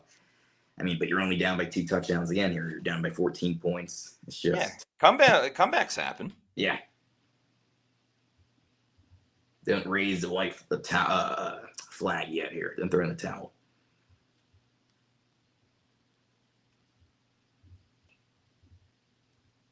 Stan Glassman, Lions just came to play tonight. Bucks didn't. I mean, it looks exactly that way. Professor X says if this was 2016, we'd be down 0-32. Alec Bickler says Benjamin Morrison needs his money. Let's say he gets a pick 6 and we come back. You can't say the game's over just yet. It's not looking great, but you can't say it's over. TJ Fleming, we are cooked. Desmond Beatty says second half adjustments. This team will keep fighting. Yep.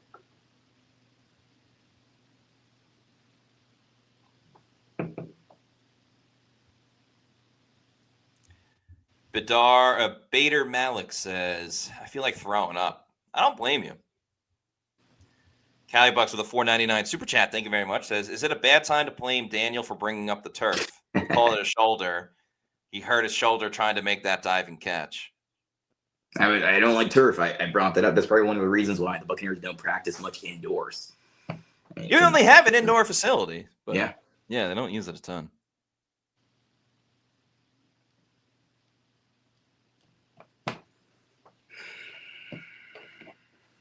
Nate Cover says there is no vibe on the sideline down there. Yeah, the energy's flat, and the Mike Evans injury just brought it down even more here. Yeah, and the problem too is like they've had opportunities for momentum. Again, the strip sack by Yaya Diaby, getting the stop on 4th down. Like there were moments to turn the tides, and the offense hasn't been able to. And like the Lions are winning the time of possession by 7 minutes, but you would think they've had the ball for 25 minutes of the first 30 minutes. It is a third down. Bucs can get off the field. Goff throws over the middle, and it's incomplete. Oh, okay. Looking for Jameson Williams. So, again, momentum. Bucs can get right back in this. We're back in the double dip conversation we were having, 10, 15 minutes ago, right? But you can't come out flat here. You have to come out in rhythm. Well, they're gonna put out Bates second year man try. Playing against them in fantasy, so I'd love for him to miss this. 54-yard attempt. Miss it. Longest is 58. Miss it. And he missed it. Momentum. Great for my fantasy team. Great for the Bucs. 2 wins there.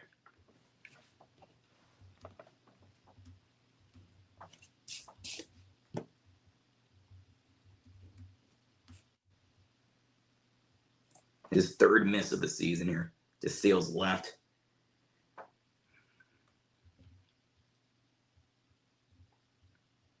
We got a $10 super chat from T. Thank you very much, T.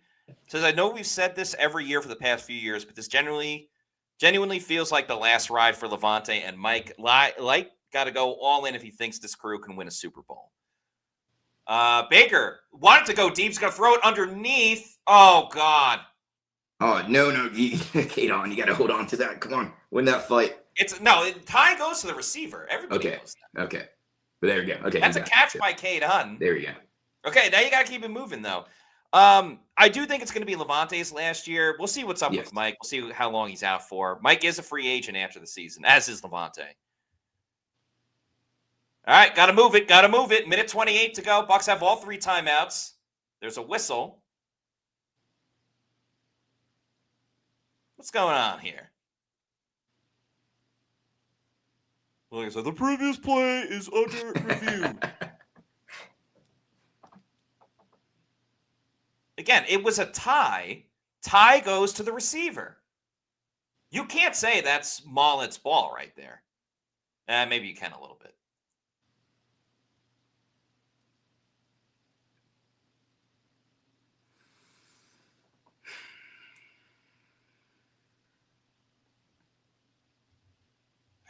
Yeah.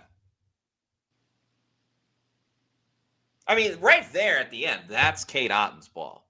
What are we doing here? They're fighting for it. Kadon wins that fight. Right.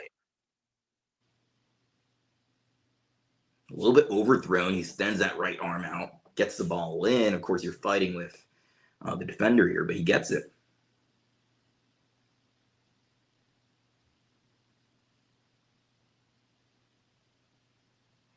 Yeah, Desert Dog 2K with a good point says, the way this half has gone, what do you think will happen?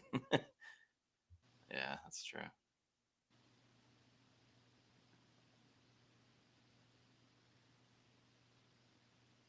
Yeah, I don't know why they're reviewing it.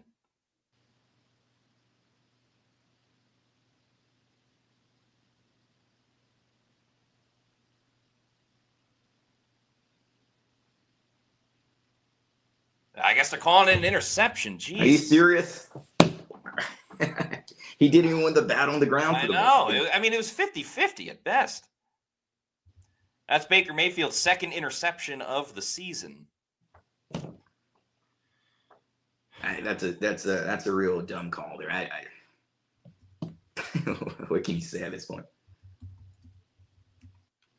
Again, nightmare. Disastrous. The entire time he comes out of it with the ball, not Mollett there. Disastrous. And the ball was snapped on the next play, which is also ridiculous. Bucs are shut out. Well, likely to be shut out at halftime. Justin says scripted for the Lions. All right. They run it with There Jamal you Dean. go. Do you call a timeout if you're the Bucs here? I'd wait one more play just in case they get the first down here. Yeah.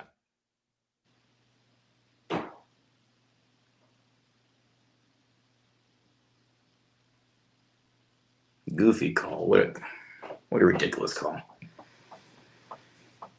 That's 2 turnovers on 2 straight drives by Tampa Bay. I'm not counting that interception against Baker Mayfield. He doesn't, in my eyes, it doesn't exist.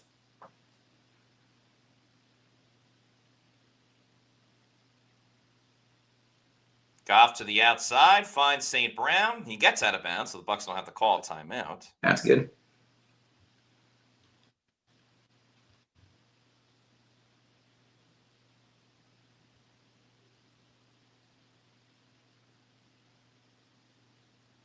Eduardo Delgado says that felt like a gift for last week. Talking about the Lions coming off of a loss, of course, against the Chiefs.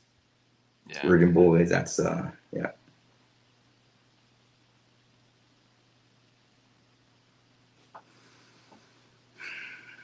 Third and 1. They're going to QB sneak it with Goff. Looks like he got it. He got it.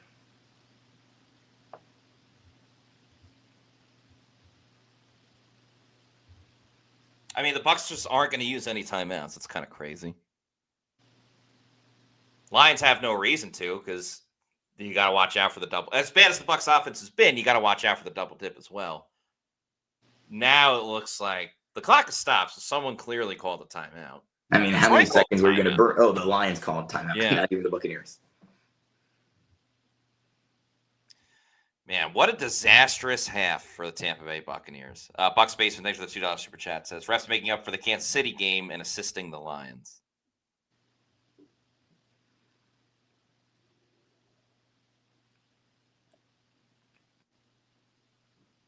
That's one of the worst calls I've seen in quite some time there. I mean, every week, though, it feels like there's some horrible call for these games. But wow. Marcus Black, thanks for the $1.99 super chat, says, we're not good enough. It's clear. I'm out. Hey, don't give up on this team yet. All right, 46 seconds to go. Goff drops back. He's going to get sacked by Tyke Smith. Now, timeout. Now you call timeout, right? Call the timeout, Todd. Is he not going to call it? Call the timeout, dude. I mean, 10-year-olds playing Madden will call the timeout right now. Yeah. What are you doing? Beautiful safety blitz. Goes uncovered, just unblocked there. Tyke Smith making another impact play, but no timeout. Oh, now you call it once you a few seconds burn off. Oh, and the Lions again call timeout, not even Tampa. Well, you got to think, okay, you got this play and one more. You got to think the Bucs probably call a timeout at least after one of these 2 plays. By the way, I'll play the video real quick.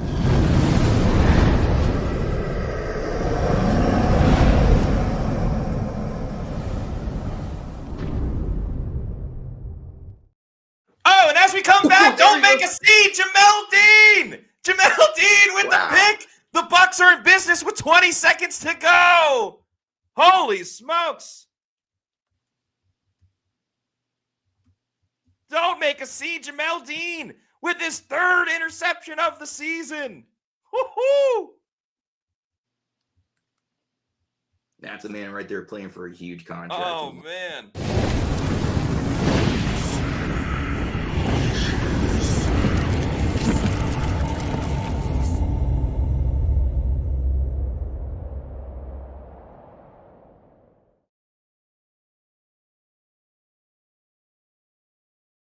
A sack and an interception on back-to-back plays. Bucs have 21 seconds, but all 3 timeouts. Right, and do get the ball at the end of the second half.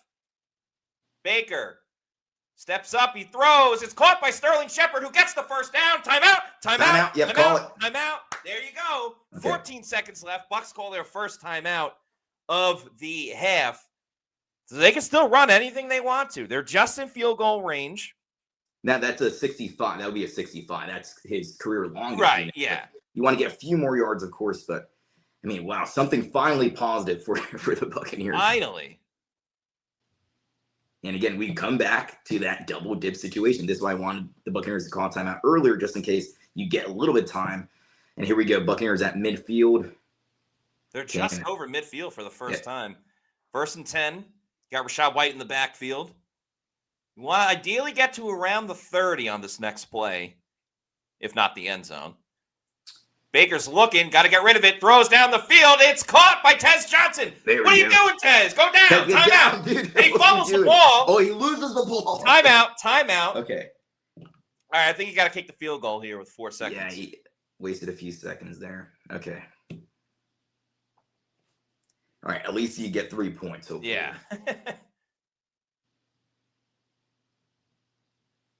Tez has made a few, you could tell he's a rookie here tonight. He's made a few decisions. Yes. Really It's like sense. made the mistake on some route runs. Collided into Mike Evans, of course, that's Stays part up, of it. starts running backwards, and remembers he's got to get down, and fumbles the football. All right, let's see. Chase McLaughlin hasn't been perfect. But 53. 53-yarder. Indoors, no wind.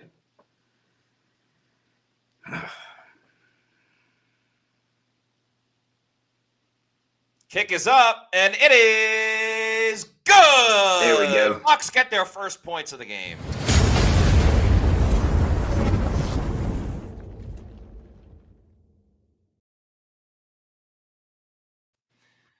Bucs trail 14-3 at halftime of what's been a little bit of a frustrating game. The Bucs defense has had their moments. They've forced 2 turnovers. They've gotten to Jared Goff.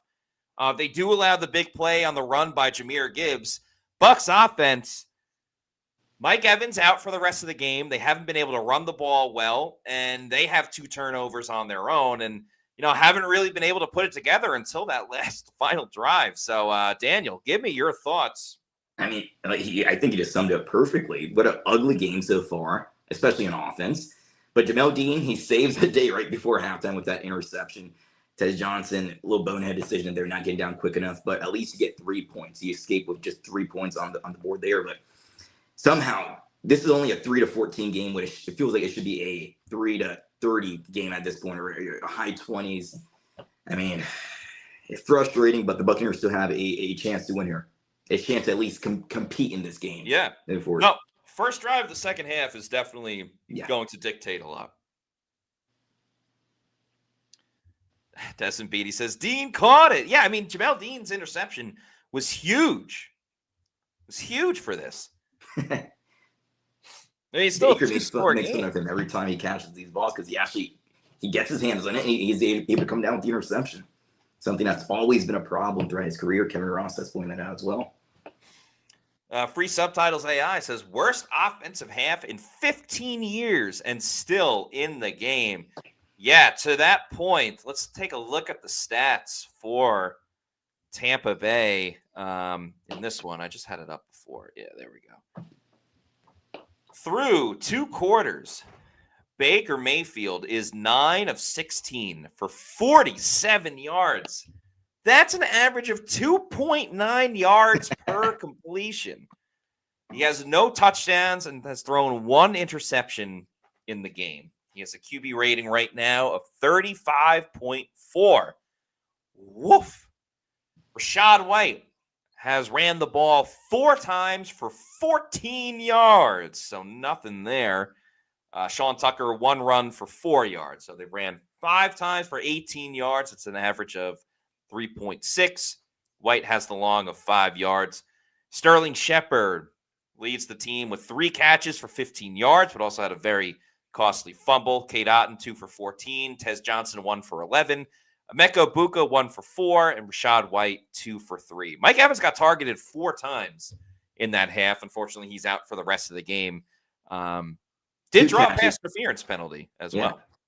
He would have had 2 catches, but the pass interference and then the last pass chunk play, but he let the ball go at the end. But nothing on the ground, nothing in that year. But continue. Yeah, nothing. Savase Dennis leading the Bucs with 7 tackles, including a sack. Tyke Smith and Yaya Diaby also with a sack as well. Jamal Dean has the interception for Tampa Bay, and Yaya Diaby has the strip sack that was recovered by Elijah Roberts. On the other hand, Jared Goff is 13 of 19 for 183 yards with a touchdown, but he also has an interception and a fumble that was lost. Jahmyr Gibbs, Bucs have done a good job kind of bottling him up until that big run, but He went 11 for 107 in the first half with the long of 78 on that touchdown run. Jared Goff, 2 for 7. David Montgomery, 4 for 4. So a lot of Jahmyr Gibbs.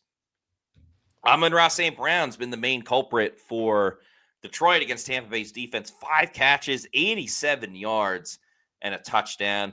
Gibbs, 2 for 54. Montgomery, 2 for 18.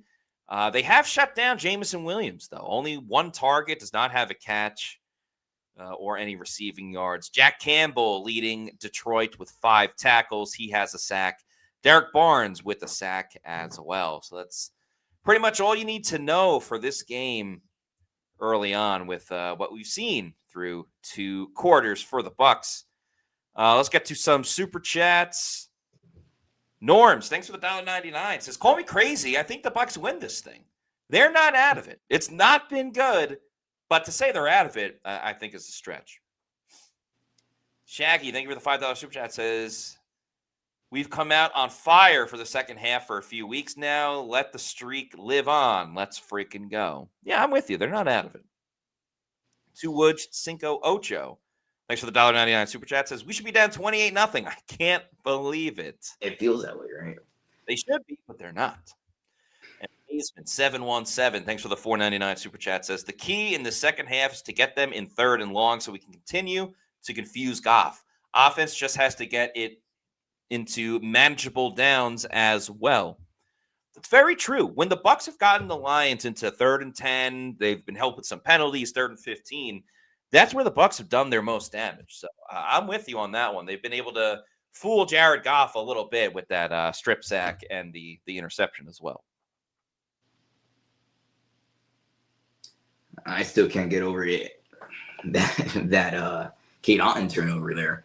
That's a crazy call there. I don't know what the refs are doing. I don't know what they saw. Kate Otten won that battle on the ground. Like, we're gonna move on, but it's a bit of a head scratcher there. It's frustrating. Yeah, it's tough too. I mean, Ibuka clearly isn't 100%. He's on a pitch count. Now no more Mike Evans. We don't know when Chris Godwin Jr. is going to be back. So Bucs are certainly limited at wide receiver. It was awesome what they did last week with Cameron Johnson and Tez Johnson, but not able to really do it in this game specifically. I mean, you can't really make an excuse right now for Baker Mayfield. Also, I said this earlier, but Aiden Hutchinson so far has not been a problem.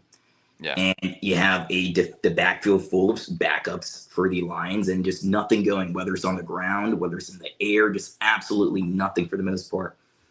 You hope that changes here in the second half, and they come out, like the super chat said, on fire, because they have been a better team in the second half than the first half, of course. I mean, you can't play like this forever in this game against a top-tier NFC team. This could be a game that, affects the seeding later on in the year. If these 2 teams are tied, the Lions would get the tiebreaker, of course, if they come out with the victory here. You don't want to be in that position. You want to win this game. By the way, we're going to have a Pewter post-game show after this, Bucs and Lions post-game podcast. We'll certainly talk about Mike Evans, what this means for the team moving forward, but we will react to everything going on, especially in the second half. We'll recap what happened in the first half as well. So, got about just under 6 minutes to go before the start of the second half. Feel free to add in your comments. We'll get to as many as we can before the third quarter gets going for Tampa Bay. Reminder, they do get the football, so are able to punch right back and get back into the game. Stubby Ryan says, Bucs have been an excellent second half team. Looking forward to their adjustments. Stubby Ryan also earlier said, trade for A.J. Brown. I don't know if A.J. Brown is a Jason Light type of guy. The Eagles could be winning, and he's still going to be complaining that he doesn't get enough targets. I think this wide receiver room for the Buccaneers is very unselfish. They're not going to make it publicly known. If they're upset if Mike Evans is upset for not getting enough targets, or Chris Godwin Jr., that's something they're never going to bring up, publicly to the media or to fans or anything like that. I don't think he fits the locker room. And I don't think the Eagles would even be willing to trade him also. Yeah, I think there's a couple factors. I also I don't know the exact specifics of A.J. Brown's contract, but I think the Eagles would still have to eat a lot of money even if they did trade him. So one, why would they do that when he can help their team?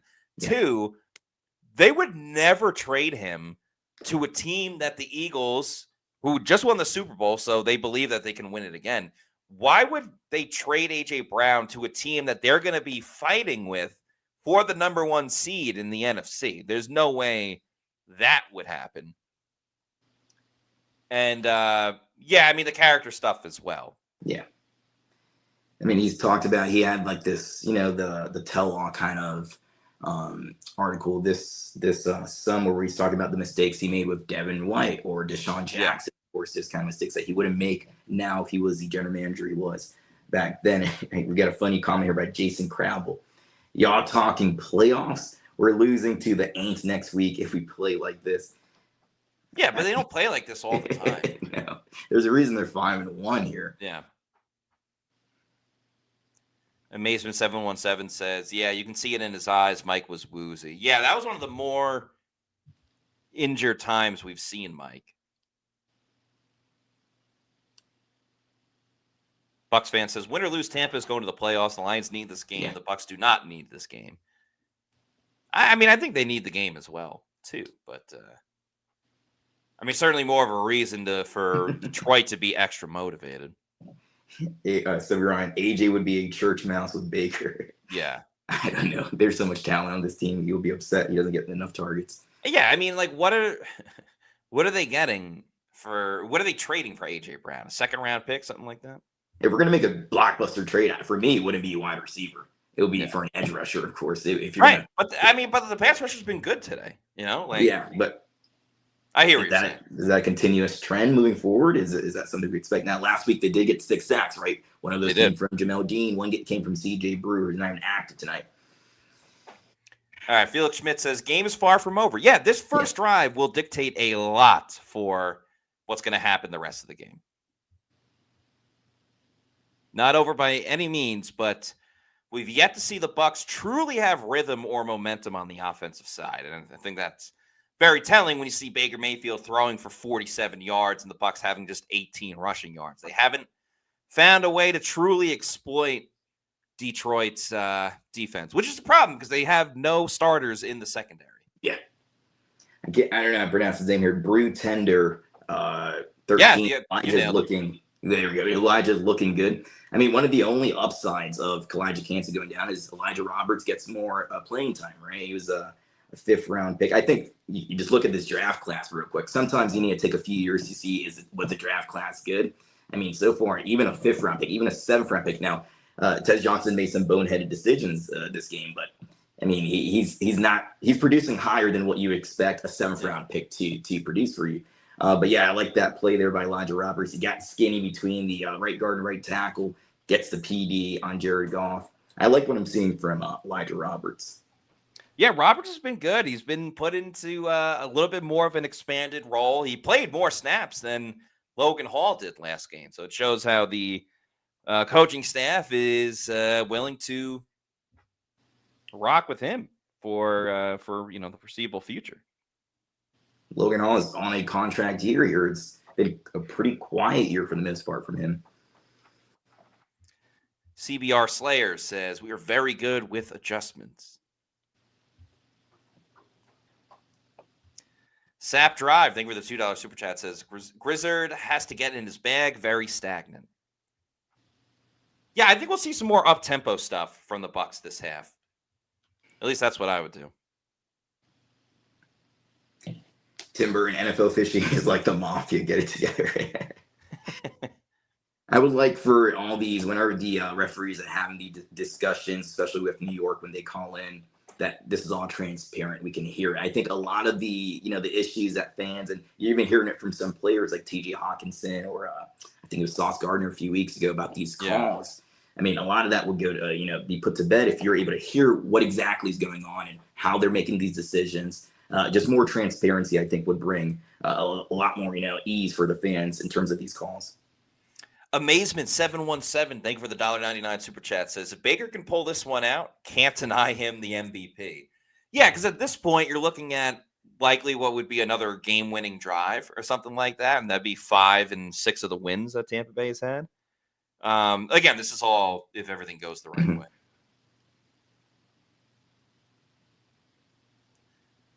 So, yeah, we're about to start the third quarter, second half. Bucs are getting the ball first. I'd like to see a huge return here from Cam Johnson, if that's possible. No holding penalties. Yeah, that would be nice. And we'll see if McCollum gets used a little bit more, considering Evans' exit from the game. Johnson tries to find a lane. Gets over the 30. Okay. Gets over the 30. Solid return.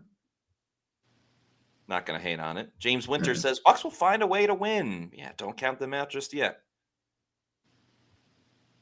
Felix Mecca, it's scoring a TD on this drive. I would love that. Preferably a passing touchdown. Dan Campbell giving inspired speech. Or response, I guess I should say. All right. First drive of the second half. Bucs are going to run it up the middle with Rashad White. Gets about 3 yards. Bucs pushing, though. Little smash mouth football.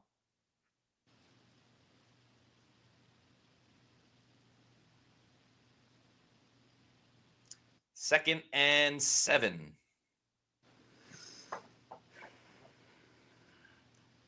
14:30 to go in the third quarter. Not a lot of inspiring football by the Bucs offense, but hey, even a field goal here makes it a one-possession game.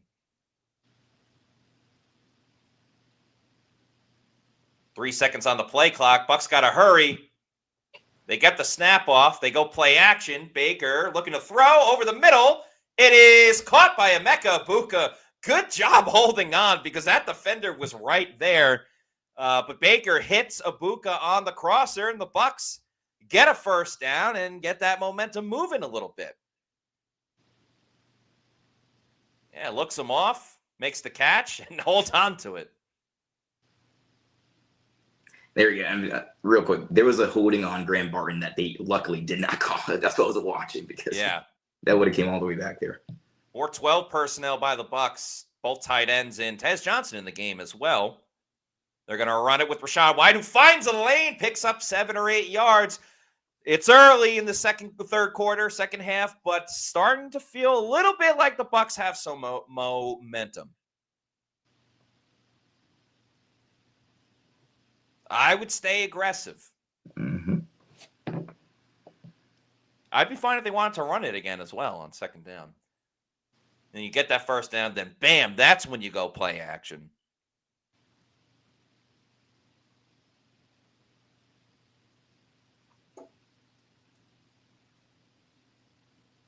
Baker under center, 5 seconds to go on the play clock. They go play action. Baker throwing deep down the field for the end zone. He threw it too short. He had Egbuka. Unfortunately, that was a poor throw by Baker Mayfield. He had Egbuka. It hit off the back of the Lions defender. You maybe could make a case that Egbuka should have tried to go back to the ball, but he was already kind of backpedaling, and it hit him in the back of the helmet. Yeah. That needs to be ahead of Egbuka there, and Baker had a clean pocket, no pressure. He did. Man. Looked like he had a lane to run as well. I'm not saying he should have run. He should have gone for the end zone. But 3rd and 3, Baker's got to find someone open. He finds Shepard, who gets the first down for Tampa Bay. So keeping that drive going. Bucs were not good on third down in the first half, but they're able to get a good one there. Bucs have typically ran the ball on first down. I would like to see a little more play action once again. Tampa Bay trying to get right back into this game. Right on the cusp of field goal range as well. Baker's under center. They're going to run it with Rashad White. Picks up about... he lost the ball. Rashad White fumbled the football. Kidding? You have all this momentum. You're going down the field, and then... Are they saying he's down? They're going to review it. They're going to give it to Detroit.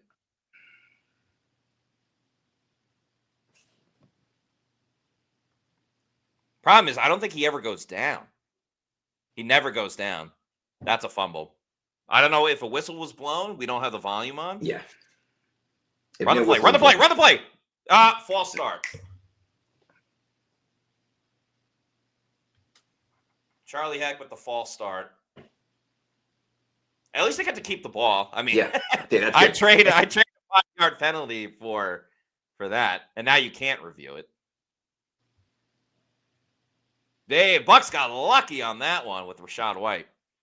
They got lucky earlier with that big pass down the field to Mikabuka because Graham Barton was holding right here with the fumble. So 2nd and 14, Bucs are in a must-pass situation. Okay, they ruled forward progress. Got you. Bass Clef rules. 2nd and 14. Got the Johnsons and Shepard.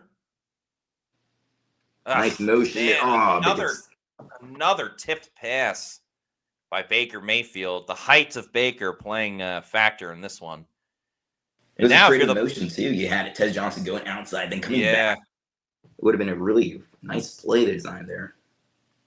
I mean, that's possibly a house call. He'd have to make a guy miss, but damn. Yeah, just a good play by Barnes.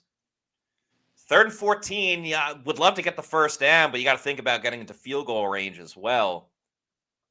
Tampa Bay's 2 of 7 on 3rd down. Lions blitz 1. Baker's going to have time. He steps up. It's caught by Johnson. Oh, he's so close. He's going to be short, but it gives Todd Bowles something to think about. Yeah, you're going to be about 2 yards out here. I like it. I say you stay aggressive. Baker wants to stay on the field, so they have time. Looks like they're going to stay aggressive. I like it. Now you got to find the right play.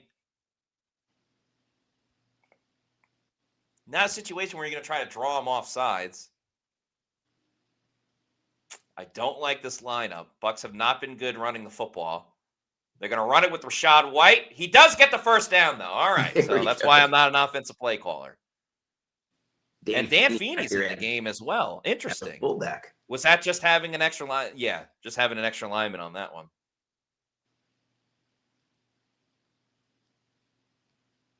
All right, being aggressive, that no risk, no biscuit, being aggressive paid off. The Buccaneers continued this drive. Good stuff here so far.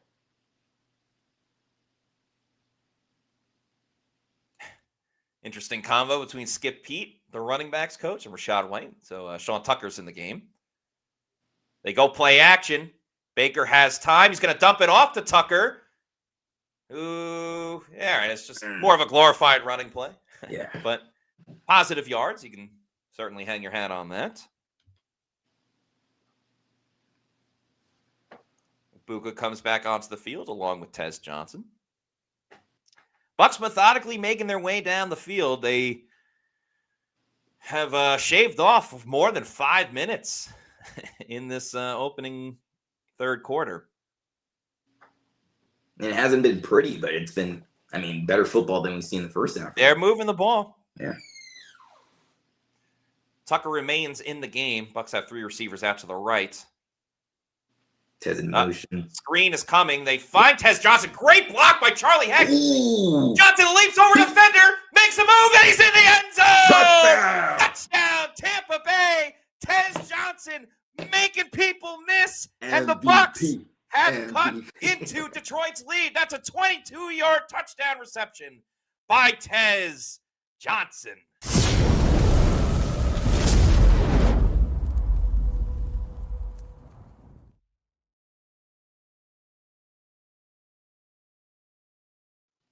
Look at this block by Charlie Heck. Wham!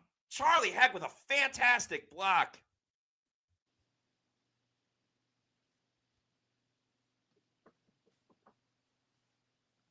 Awesome play. The Bucs are going to go for like the aggressiveness. And empty is going to bring Rashad White back. Yeah. I would run it right up the pipe with Rashad.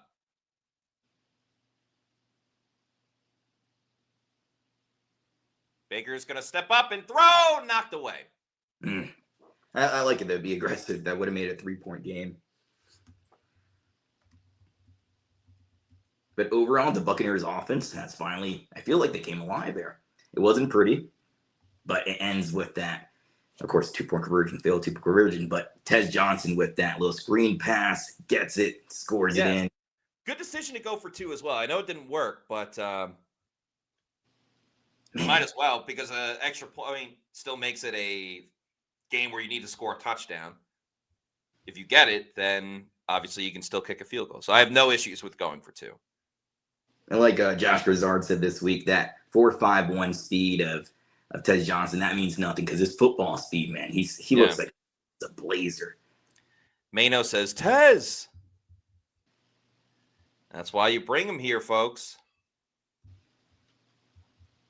He thinks right now he might be in the MVP race for real with that second touchdown. Okay, people are wondering why the Bucs went for 2. So it's 14-9. You kick an extra point, it's 14-10. You're still down 4, and you need a touchdown to take the lead. If you go for 2 and it hits, then you're down 14-11. You can kick a field goal to tie the game up. But if you don't get it, which the Bucs didn't, you still need a touchdown to go ahead and take the lead. So yeah, you're in the same situation. It's a call that makes sense there. I like it. Yeah. Chris Peach says I liked the 2-point. Yeah, I mean it's just it didn't work. That's the only issue. Darnall Smith says I like the 2-point conversion attempt. Yeah, there is no reason not to go for it. Yeah, Stan Glass, a nice 7th round pick. Jason White did a pretty good job this year, and we didn't get to see David Walker. Of course, he had a torn ACL 3rd day of training camp, but the rest of the picks have been extremely, extremely good. Casper says, bro, y'all shut up. You would have loved it if they got it. Yeah. BS83 says, I'm okay with it. I just personally only like 2-point attempts when you need it. They're 1 for 4 this year. Yeah, they haven't been great on 2-point conversions. JG says, we got a game, Pewter people. That we do. Felix Smith, Tez is a dog. A dog. An absolute dog.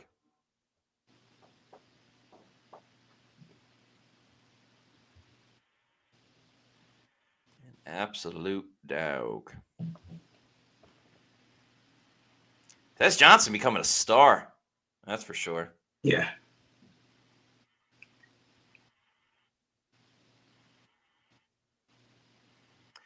Yeah, I think the idea was... I'm sorry, continue. No, you're good. I thought for a second maybe Rashad White had a chance, but...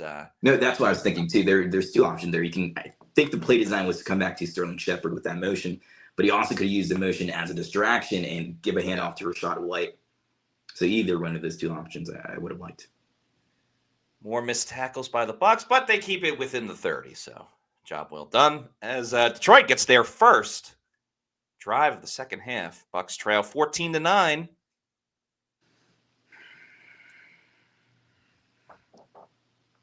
And even if the Lions kick a field goal here, it's an 8-point game. So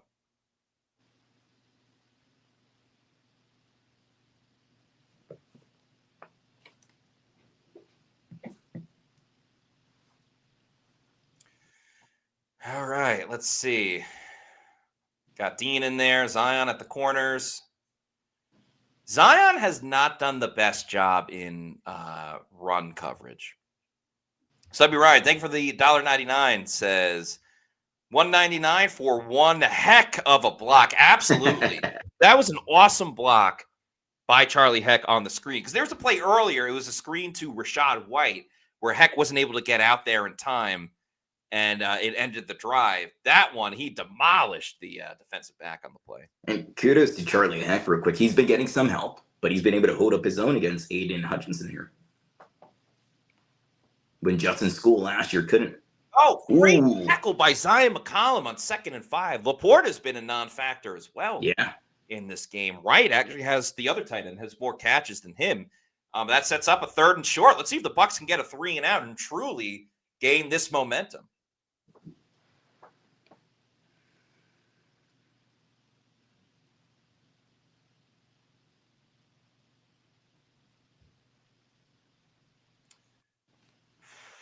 Could be a big stop for the Bucs if they're able to get to Jared Goff. They could run it as well. They go play action. Yeah, right was open. That's a first down for Detroit with 7 minutes to go. A little bit more than 7 minutes. In the third quarter, a game the Bucs trying to scratch and claw their way back into. Matt, somehow this is a 14-9 game with that first half being so ugly. Yeah. But like the comment said earlier, we do have a game here. We got quite a fun game, a great game here. Sloppy but fun. Sloppy, close though, yeah. Mm-hmm. Here's a pitch to Gibbs. Oh, he finds the seam, and he's going to get a lot of yards. Smith eventually makes the tackle, but Jahmyr Gibbs has hurt the Bucs pretty badly on the ground tonight. Bucs likely will not be top 5 in stopping the run after this. Yeah, just over pursued the right side, and Gibbs was able to make one cut. David and Dennis couldn't get off of blocks. That's why you see 15 yards.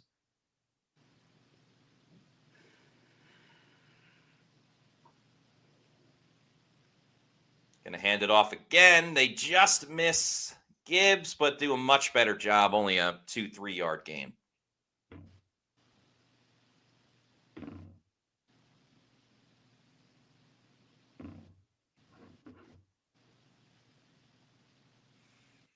Gibbs and Ashton Genty have that Michael Myers stance. They're straight up. I like it. It's a cool look. 5:30 to go in the third quarter. Bucs trying to keep Detroit to a field goal on this drive after Tampa Bay got their first touchdown of the game. Goff going to drop back to pass. Finds Gibbs. Nobody is home. He's going to have a caravan to the end zone, and that's tackled short. I thought Gibbs was easily in.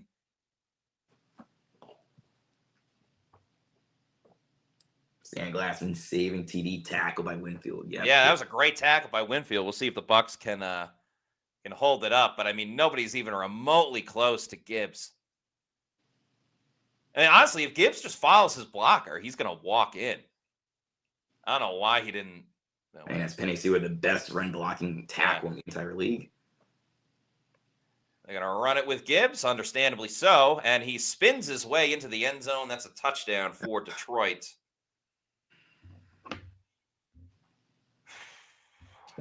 Bucs lead goes down once again.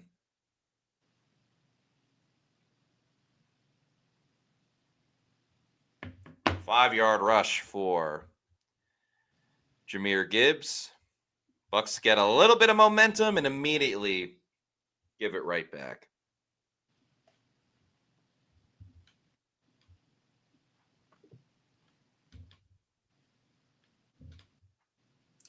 He just picks the right hole and Zion just whiffs. Yeah. Zion just completely whiffed on it. Extra point is good. Bucs are down by 11.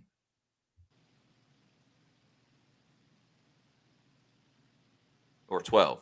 Yeah, 12. Yeah, not a good response.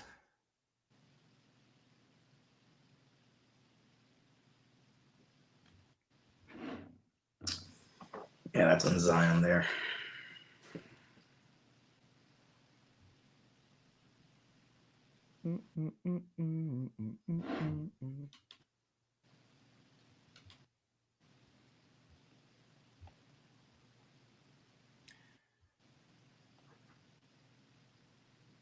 BS83 says, if not for the turnovers and missed field goal, this would be uglier.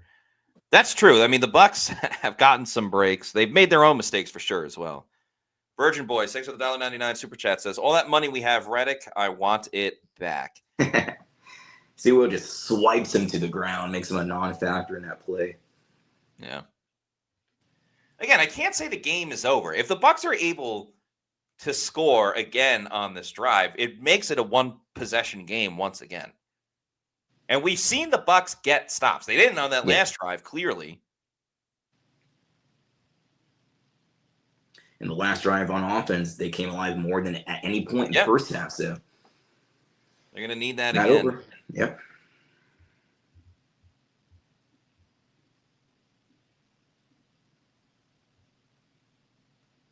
Virgin boys, we gave Reddick all that money to do nothing.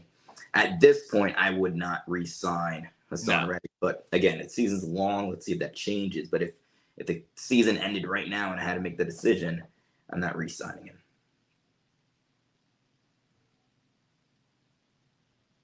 Island Steve, we can't tackle.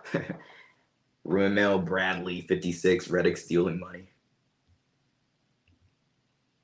Khalif Young, Zion is not worth the money here. He's playing with a really injured and wrapped up thumb, but I mean, that was an excuse during that whiff of a tackle. Michael Larry says, hot take, Bucs win on a Baker game-winning drive. Wouldn't surprise. We've seen that. The game's not over yet. It's not looking good.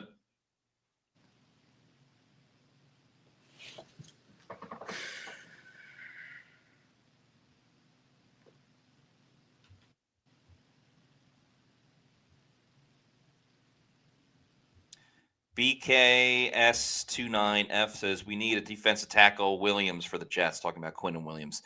I don't think the Jets will settle for anything less than a first-round pick. So I don't see Jason Light giving up a first-round pick for a defensive tackle. No.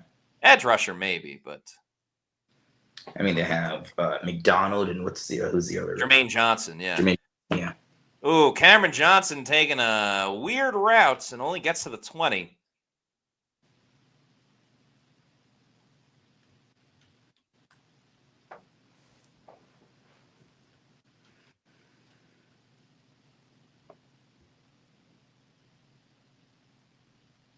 Yeah, it's just the little swing passes that have killed the Bucs more than anything else.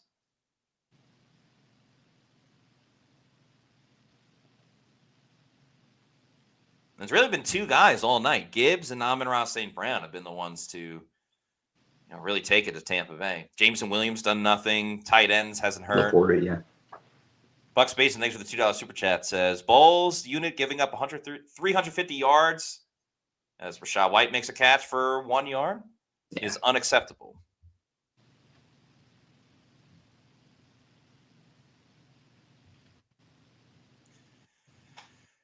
Yeah, they're going to need the splash plays to really start coming for Tampa Bay.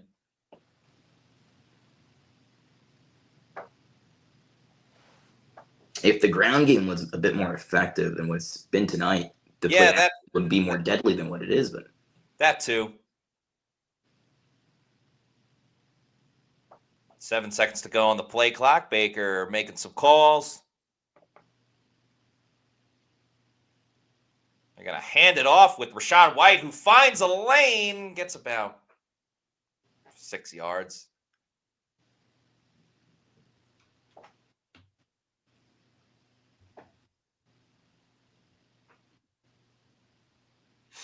Makes it 3rd down for Tampa Bay. They want to stay in this game. They have to convert this. Only 2 of 8 on 3rd down. 15 seconds to go on the play clock. Let's see. Tez Johnson goes in motion. They had him. Baker throws deep down the field. It's too high for Ibuka. Bad throw by Baker Mayfield. And I don't know what you do if you're Tampa Bay. You really can't afford to give the ball back to Detroit. But at the same time, I mean, because of the field position, I think you have to punt it. You have to punt it. They want to go to Tez Johnson. Way too high. Yeah, just tried to make the perfect throw. Kind of weirdly feel like a fake punt is coming here. Yeah, Detroit did it last year with Jack Fox, and it worked. Nothing. Yeah. Dixon boots it away. Again, not a very good punt. And there's a flag as well. Chase McCollum dapping up Raymond.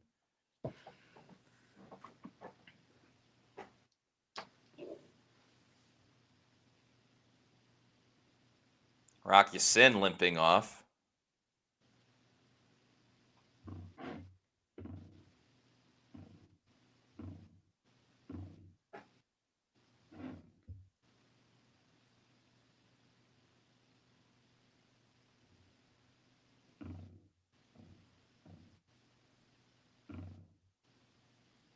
Let's see what the penalty is.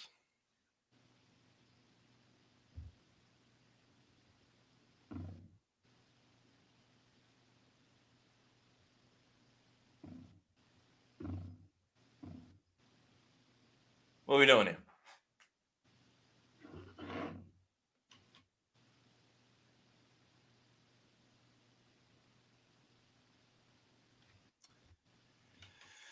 Ooh, let's get to this super chat from Mark Fisher. Thank you for the $4.99. Says, while I don't like how we look tonight, the big story is Mike. We win next week, and we are 6-2, and that's awesome given our injuries. Yeah, that's very true. Like, in a way, the Bucs are playing with house money. Now, they still have to get the job done against New Orleans, and I'm certainly still not counting them out for this game either. Those are things that, you can certainly hang your hat on.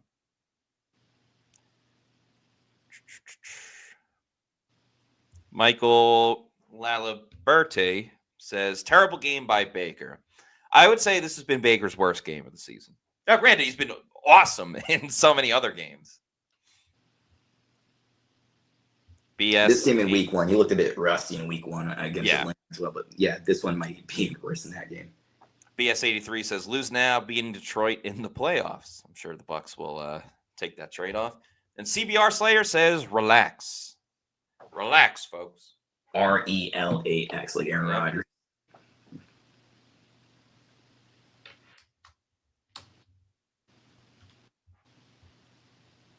Ashley says, poorly coached teams make these kind of penalties, yet we still have the special teams coach. This is a Bowles problem. I don't like this idea of, and this is my own opinion, I don't like the idea of firing any coach midway through the season. I mean, right.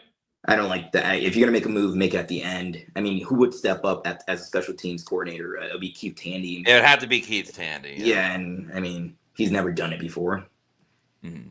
I mean, and you can't, how much can you put on the special teams coordinator when Riley Dixon hasn't lived up to, Todd Bowles was saying in training camp, I was raving about Riley Dixon. He was saying, we got a punter. We finally got a punter.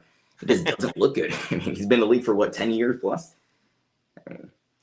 Sunshine and Lollipops Cat says, Bake wanted a measuring stick. This game certainly has proven to be that. That's definitely true. This has been the toughest game yet for Baker and really the whole Bucs offense. Even more so than Philadelphia. Cecil says UAB fired a coach and they won a game. I mean, you can win. You can fire coaches and win games. Oh, head coach firing is different than a coordinator. Yeah, that's different as well. But I mean, I like these moves being at the end of the season, not midway through. Yeah. I mean, if you were the special teams coordinator, you wouldn't want to be fired week number 7 when you have a 5-1 record, maybe 5-2 after this game. I mean, Goff looking, throws it away. Good pressure by Tampa Bay. Elijah Simmons on the pressure. Looks like they're trying to keep Vita Vea for a third down situation on this play.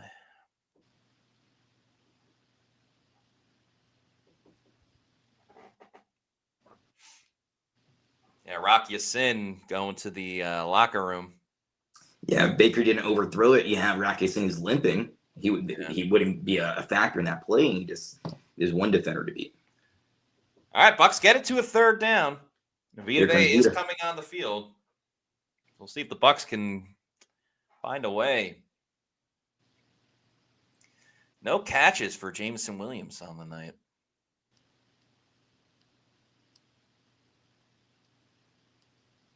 It's been all St. Brown, a lot of Gibbs, a little bit of Raymond. But let's see.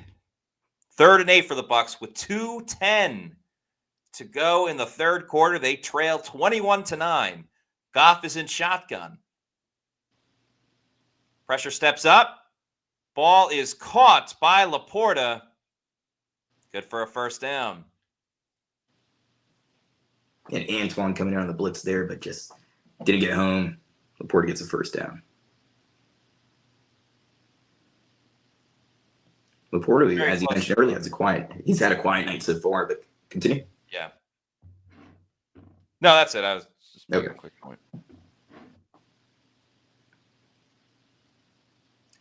New set of downs for Detroit as they just get over the 40. They're going to run it with Montgomery. Picks up about 5 yards. Dennis on the tackle.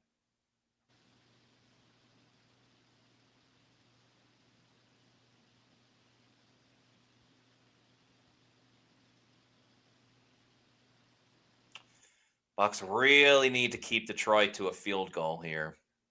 Or a stop on here where they would have to punt it.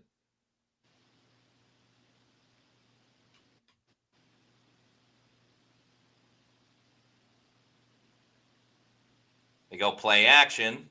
Looking for Laporta. Where's that right? I couldn't tell. Nope, it's Laporta. McCollum makes the tackle. Looks like maybe about a yard short. You got to think they probably QB sneak it. You're probably 2-down territory right here.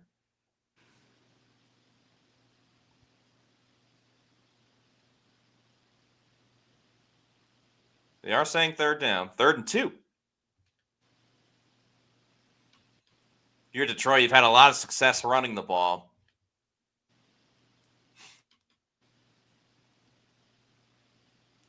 Likely the last play of the quarter. Can we get a better camera angle? They do run it. Oh, the Bucs get the stop. Job well done. Anthony Nelson with the initial wrap up. You got to think Detroit's going to go for it. It is the end of the 3rd quarter.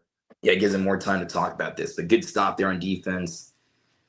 I don't mind them going for it because guess what? If they don't get it, Buccaneers ball, right? Turnover and downs. James Winters. They're 100% going for it. All right, folks, put your 4s up. Yeah. 4th quarter, it's been tough sledding for the Bucs. However, they're not out of it just yet. Gaming Wizard putting up those 4s. This is where the Buccaneers have came alive every single week here. Yep. Professor X with the 4s. Chase Rick as well.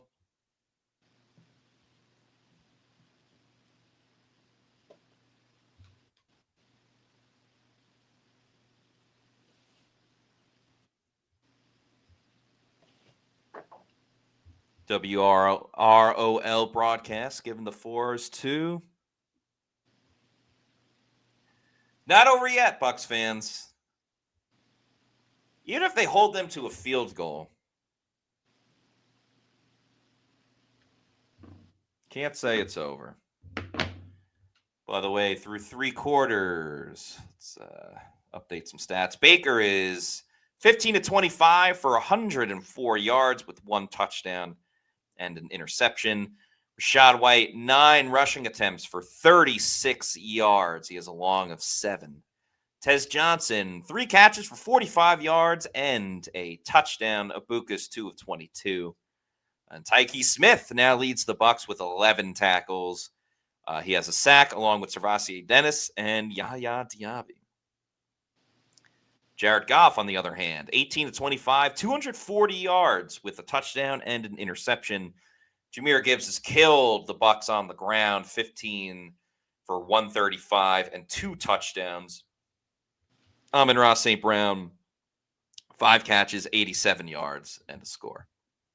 Yeah, reading about the statement here put out by Doug Martin's former agent. It's all sad stuff for them. Yeah, that's the agent talks about mental health being a real big factor into his passing here. Very sad news, and thoughts and prayers are with Doug Martin and his family. We spoke about him to begin the show on the Pewter pregame show this morning, but definitely sending out heartfelt condolences. And got a chance to meet him when I was a little kid at training camp. Man. Oh, did you really? Wow. Yeah, I got a little rookie card of his, and he was a good guy, man. Sad anytime this kind of stuff. 4th and 1, some trickery. The Bucs, oh my goodness, they had so many chances to get the stop. I don't think they did. Anthony Nelson had the play completely done. They did that lateral play they did last week, St. Brown to Gibbs. Nelson misses. Then they had another chance with Gaines and Winfield. I mean, he got the first down. Depends on where the knee is or if his foot went out earlier. But, yeah, that's a first down. That's a tough one for Tampa Bay. You got to get the stop there. Just going to make the climb that much more difficult for Tampa Bay. As they go play action, Goff looking is going to dump it off to Raymond, who doesn't get much of a gain. But, man, that would have been huge for the Bucs.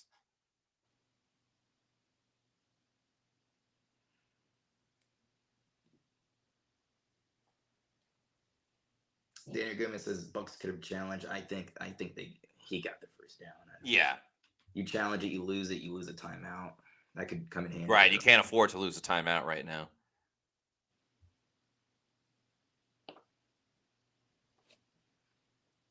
To run with Montgomery. All right, same situation again for Tampa Bay. A sack here probably forces a punt.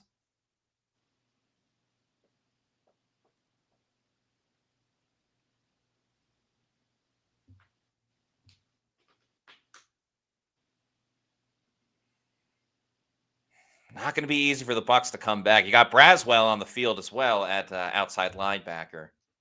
The Lions, 27, ESPN puts us up here, 27 straight wins when they're leading fourth quarter. Yeah. You hope that ESPN does jinx the Detroit Lions here. Bucs bring the blitz. Goff gets rid of it. It's incomplete. Now, what does Detroit do in this situation? Goff is coming off the field. I'm not sure if it's in field goal range for their kicker, who did miss one earlier. Dan Campbell likes to be aggressive. Todd Bowles doesn't look very happy.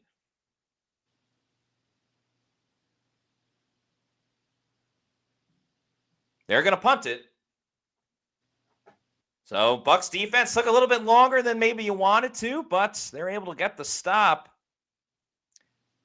Cameron Johnson calls for the fair catch at the 10, and that's where the Bucs are going to be doing business. So, folks, they're not out of it yet. A touchdown by the Tampa Bay Buccaneers gets the Bucs within one score.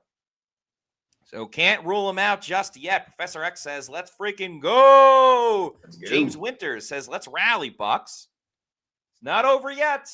Hasn't been pretty, but this is a tough team. Has not been pretty, but the Buccaneers defense has been able to make stops when they need to. And that's been able to keep this game alive for Tampa.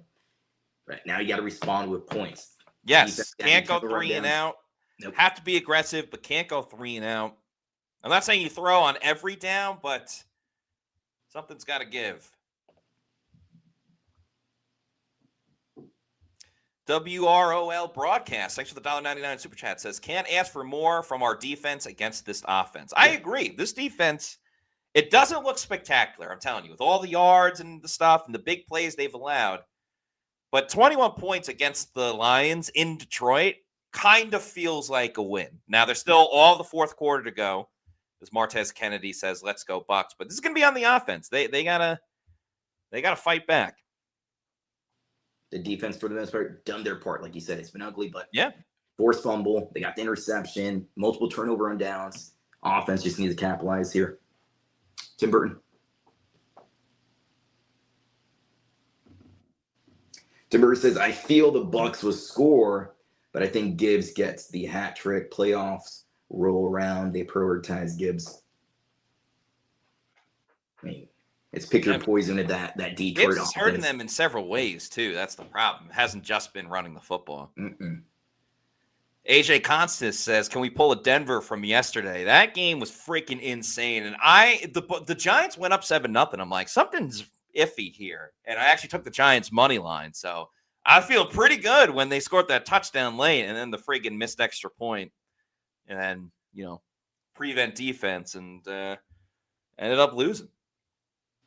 I didn't watch that game, but I saw the comeback on online, the highlights. But yeah, crazy stuff. Gibbs is nasty. Felix Smith. Yeah, he's not just dangerous as a runner, dangerous as a receiving threat as well. Yeah, he does everything. Mm-hmm. Felix Schmidt says, let's go Baker. Yeah, Baker, Ibuka, they're going to have a long way to go, so hopefully they can get a couple of explosive plays. And they will start in shotgun.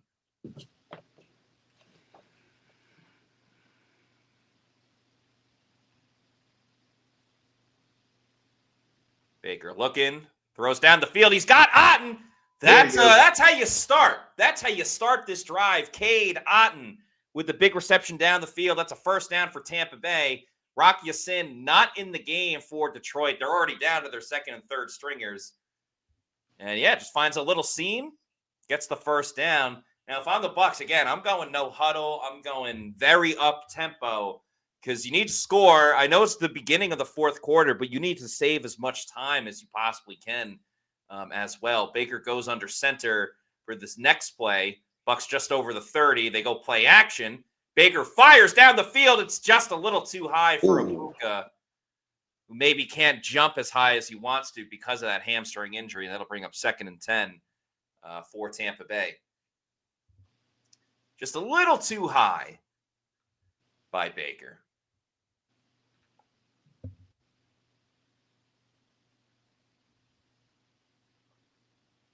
So Nick Whiteside is in the game for Detroit.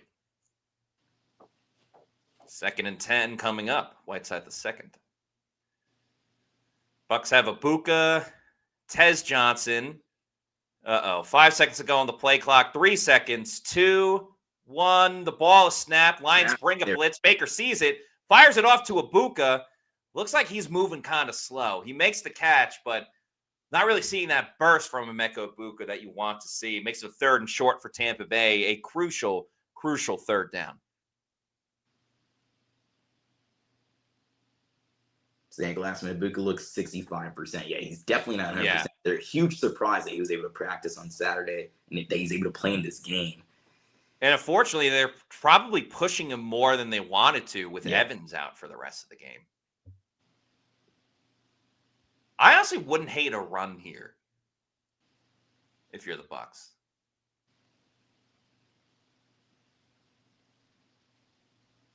Flag on the play. Ibuka drops it. Oh. I think it's going to be an illegal shift on the Bucs anyway.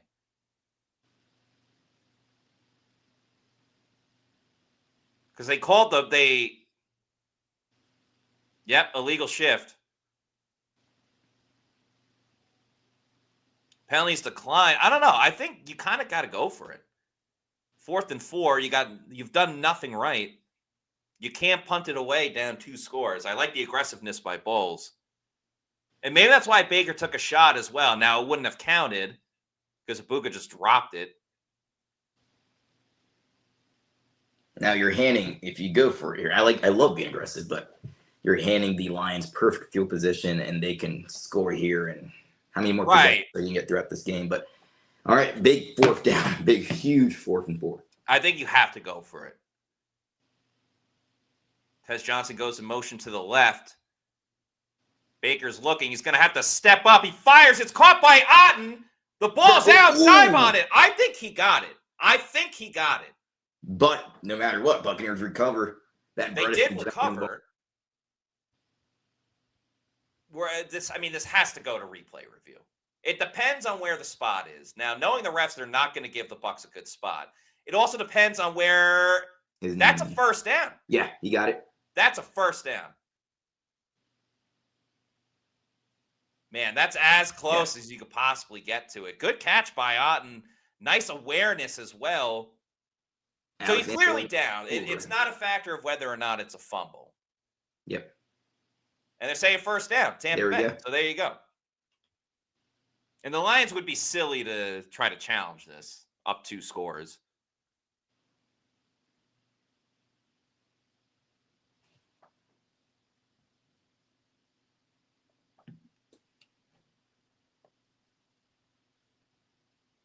Yeah, it's a first down. He got it.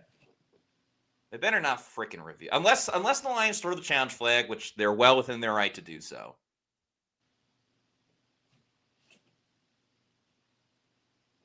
All right, come on, people.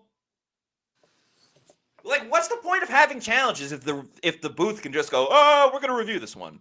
Or, hey, don't review this one. It's ridiculous. You can't. Okay, so now he's going to challenge it. I think this is silly. It's going to be a waste of by time Dan Campbell, but he's well within his right to do so. He just burned Detroit a timeout. That He didn't know how this game's going to end. I don't think this is a good call at all by Dan Campbell, but let us know what you think. Because you can't tell the Bucs they can't run a play to go review it. Then for them to say, okay, there's nothing to look at, and then the Lions get an extra look at it.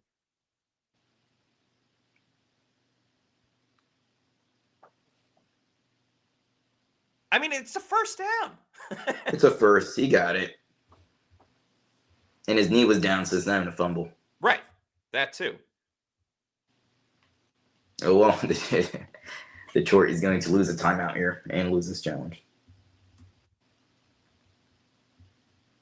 And it just, for us, it just slows the game down. Let's yeah, get that football. means the Pewter post-game show is going to be a little bit later, which we will have the Pewter post-game show probably around 10:30, maybe 10:45. Kind of depends on what happens with this game, how many other reviews that there are. But we will have that. Virgin Boys, thanks for the $1.99 super chat. Says, Matt, why would they not let us run a play? So, again, like I'm watching the game without volume or anything like that. What I think, oh, sorry, I missed a couple of super chats. We'll get to that. Yeah, got to this one from WROL. Can't ask for more from our defense against this offense. Geist85, thanks for the $2, says this team just doesn't want to win tonight. Geist85 with another super chat, thank you for the $2, says, imagine if we played a good group of DBs. Yeah, I don't know. Just sometimes there's a weird way of having your backs against the wall. You play your best. Now, I don't fully understand what's going on with the officiating here because it's clear it was a big play. It's fourth down play. It's clear the officiating is going, okay, we're going to see if we should review it. Once they say no, I mean, then why would Detroit challenge it unless they're trying to challenge for something else? But, yeah, Keita Villain says the refs are cheating.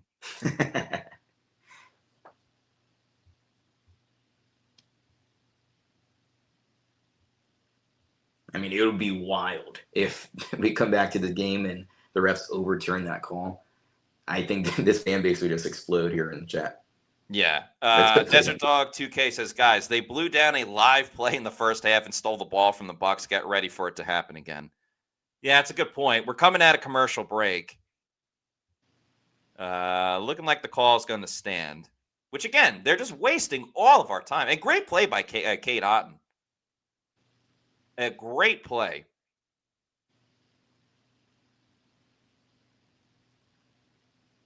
Some are saying they're challenging if he completed the catch. Which clearly he did. This is like the did Dez Bryant catch it?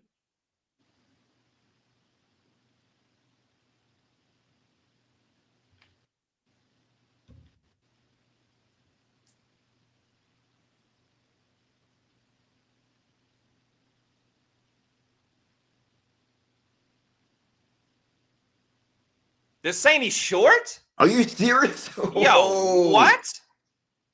What? Todd Bowles is not happy. What are these calls tonight? I have nothing to say. They're saying he's short? Someone's saying, is he short or is it an incomplete pass?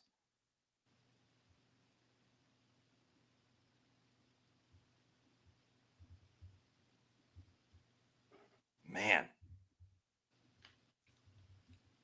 They have the sky camera. Show the over the top view so you can see the where the ball exactly is. I mean, the other angle where they originally showed it, it seemed like he got it first down. I don't know what's going on here. Man.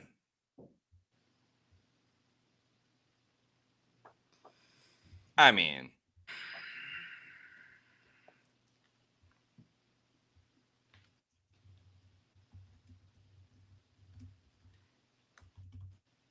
Brian Molinarano, the NFL is going to start losing credibility. I mean, that's 2 calls. Yeah, I mean, involving officiating's Adon. just been disgusting tonight. Horrible.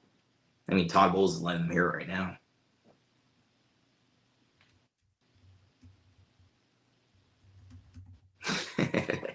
It's like they want Detroit to win this game. Yeah. I mean, don't they like entertainment? Like, wouldn't entertainment say, hey, let's let the Bucs try to mount a comeback? If you wanted the most views, I mean, you have this be a comeback game for the Buccaneers, and you have people tuning in to see who scores at the very, the final few seconds. You have people watching to the end. People are BS83 says challenge the challenge. Now, who knows? Maybe the Bucs get a stop. The Buccaneers are fighting the refs here tonight and the Detroit Lions. They are. It's tough. It's tough. I don't like to complain much about the refs because I feel like that's always an excuse when a team loses. I mean, but here tonight, some of these calls, you have to question these calls. Now, oh boy, who is down here?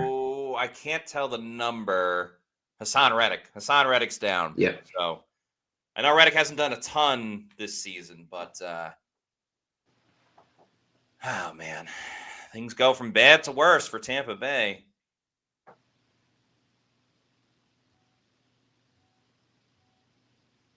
Sonny says the turf monster. I hate turf, man. He's grabbing it. It looks like turf sucks.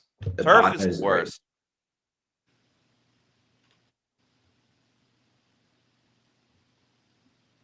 Ban turf. The NFL is this multi-billion-dollar company. And his, I don't know if, hopefully it's not an Achilles injury here. Thomas Parton says, we got hosed. That you did. Matthew Rayburn says, is our highest paid safety in the league hurt? No, he's playing. At least last I saw. Oh, man, what a frustrating game for the Bucs. Only 9 points. Defense has kept them in. Ref with some bad calls. I mean, some pretty big calls. The Bucs will still be going on this drive right now and making this a very close game. There's not much you can say here. It's just horrible officiating tonight. It's kind of like a few weeks ago against the Eagles where Quinyon Mitchell and some of the DBs were fully holding on Emeka Buka or Chris Godwin Jr. and they didn't get called. You can watch like fully holding on their jerseys and shirts and nothing was called. It's just ridiculous. The Bucs weren't allowed to call a live play because the officials, like if Detroit immediately went and challenged it, fine. But the Bucs were ready to call another play.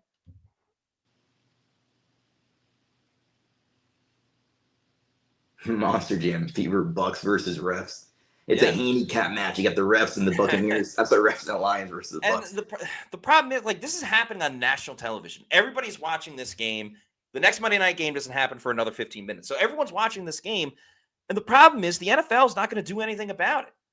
That's the part to me that is very frustrating. And WROL broadcast, thanks for the $4.99 super chat, says, what happened to the electronic measurement? Yeah, I don't know. It's they use it when they want to, right? Well, it's about like where the ball is spotted. So if they're saying his knee was down first, then I don't know. Just very frustrating.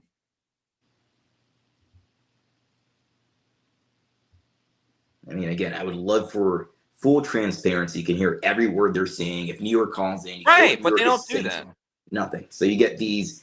Yeah, I mean, the credibility, like the comments said earlier here, of the NFL is going to be questioned at times when you have calls like this. Oh, horrible for. Son Reddick off the field. Let's go play action. Goff's going to run. And Anthony. Nelly coming in.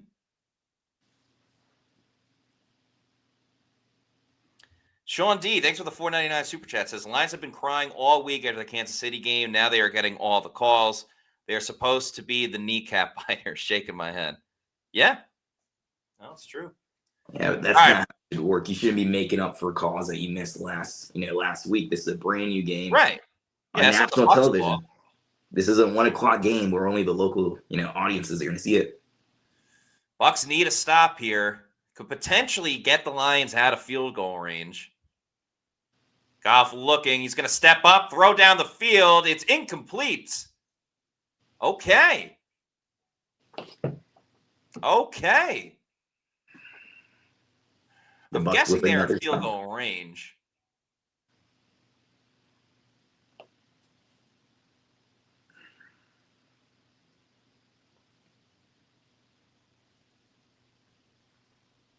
Yeah, throw too high by Goff. Gonna try a 58-yard attempt. Wow. That's his career high, so. Bates missed one earlier. We'll see what happens on this one. Kick is up. Right down. Up. Off the post. Boom. And in. Oh, Oh, it made it. that's going to kill it for my fantasy team, too. Damn it. All right, 15-point ball game. You got to score, of course, 2 touchdowns. You got to convert a 2-point conversion as well. Baker Mayfield's complaining about something.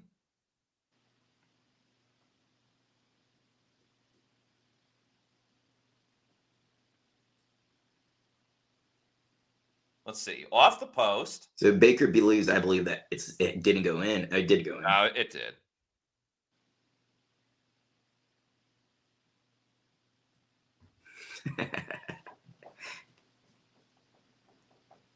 Man. I'm not exactly sure what Baker's complaining about. But man, that doink's off the post and freaking goes in. Hot damn. Goes doink. Yeah, I mean, it went in. I don't understand what the... Yeah, let's speed this up here. Let's right.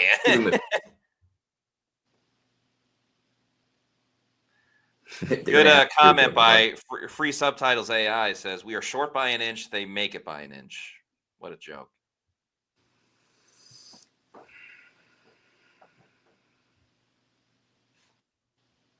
I mean, again, Bucs get a touchdown here. There's still 10 minutes to go. Bucs have to be aggressive. Sap Drive, thanks for the $2 super chat, says, feels like every doink goes in against it. Yeah, I'm with you.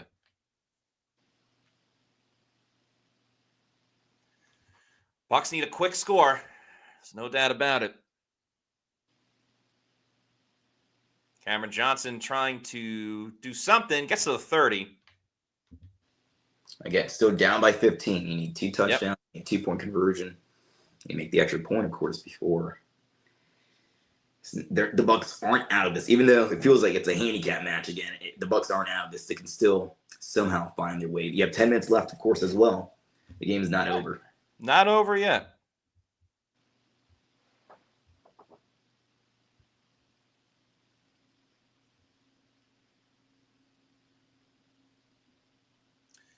All right, 10-11 to go.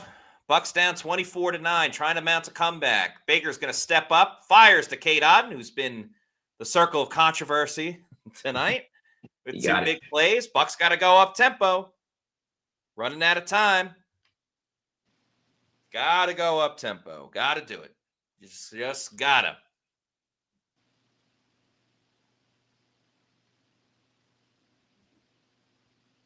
Baker steps up. Throws. White didn't even see it. Baker hit pretty hard on the play as well.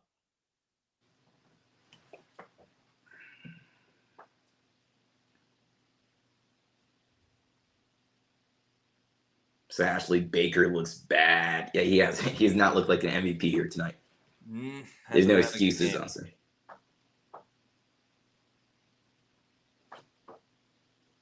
Second and 10 with 9:42 to go.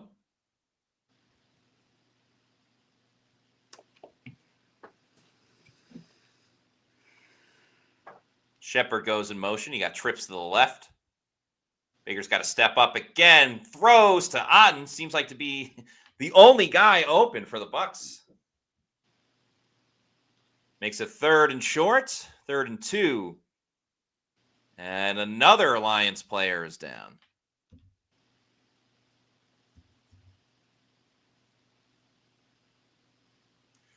Curious with the post-game press conference. I know players don't like to get fined and coaches, but I'm curious what Todd Bowles will have to say about the last offensive drive ending with a fourth quarter stop.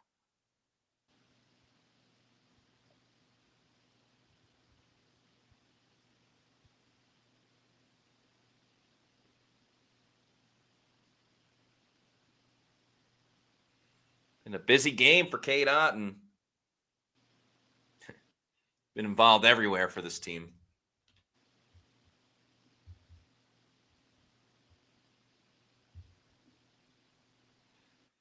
Ecliptic Sir says, still can win. That they can. Reddick being carted off here. Damn. Zach Mulleron says, you sure wouldn't know Detroit is decimated with injuries in the secondary. We failed to expose them. That is true. The Bucs did not take advantage of all the injured players in the secondary.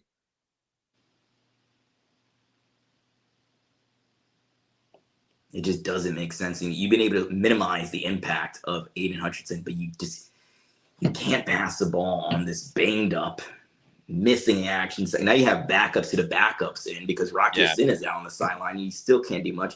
But at least in this drive here, Cade Otton has been making a bit of an impact. Bucs run it with Rashad White. I mean, who knows if they're going to give him the first half the way that this game has gone. Brian S. says golf cart battery is going to run out tonight. Yeah, possibly. NFL needs to ban turf. I hate this field. Yeah, turf is the worst. Baker throwing deep down the field for Tez. Oh, man. Way too high. What's going on? Yeah. Chase Rick wants to know, is Baker injured? No, I just think he's not playing well. I mean, he thinks like Tez Johnson's 6'8" out there. Right. I get it. That's the problem is when you put more juice on the ball, you're more likely to throw it too high. And that looks like that happened with Baker there. He had him. He had to fit into a window. There's no doubt about it. He couldn't just lollipop it. No. Tez gave you as much height as he possibly could. Yeah.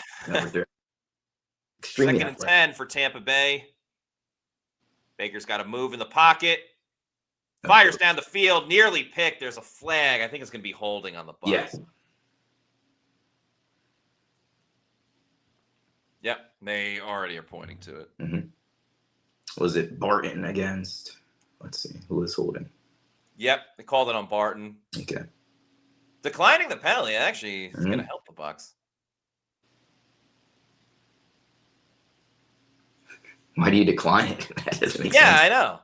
Okay. Because you would make it 2nd and 20, you would kill more time, and your defense is playing really well. Dan Campbell feels bad of those horrible head scratcher calls by the officials tonight. He's helping out the Bucs a little bit. Yeah.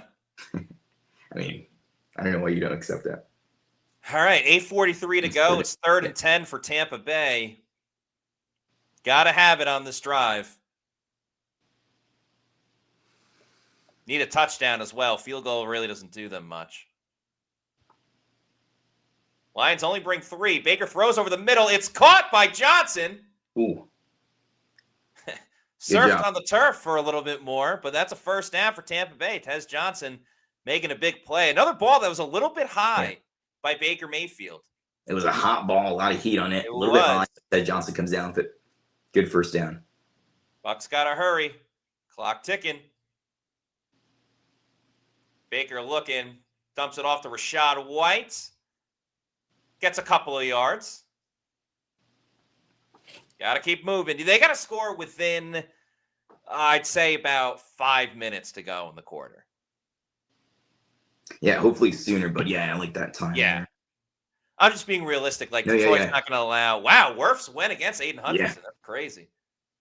Oh, Baker's lost the ball. Baker lost the ball. Oh, no, he lost it. It's still loose. I think Tristan Wirfs got it. I think Tristan recovered. I think he has it. Wirfs was in the middle. Remember, he couldn't get that one earlier.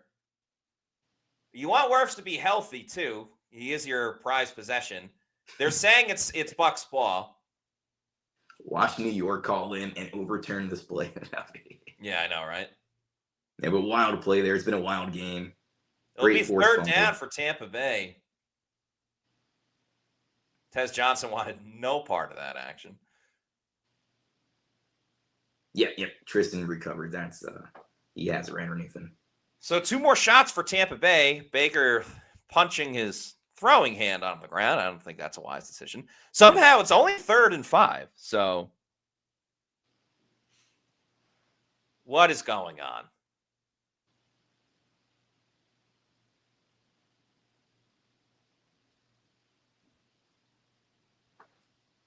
What are we doing here?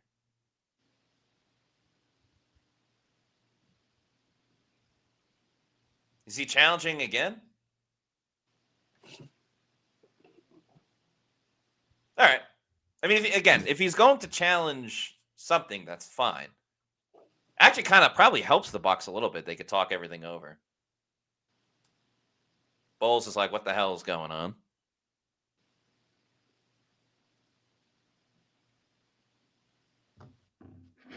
What exactly is the challenge here? Because he keeps saying the spot, and I don't know exactly what that means.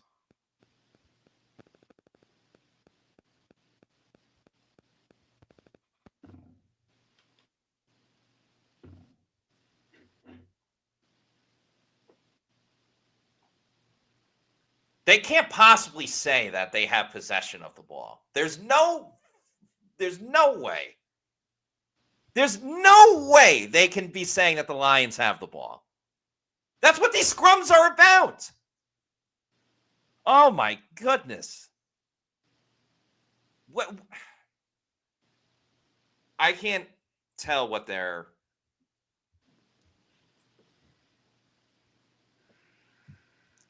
WROL broadcast. Thanks for the $1.99 super chat. Says, why so high? Arr. Yeah, not Baker's best game. And donuts with sprinkles. Thanks for the $5 super chat. It says, Baker's way the F off tonight. Shades of Dilfer.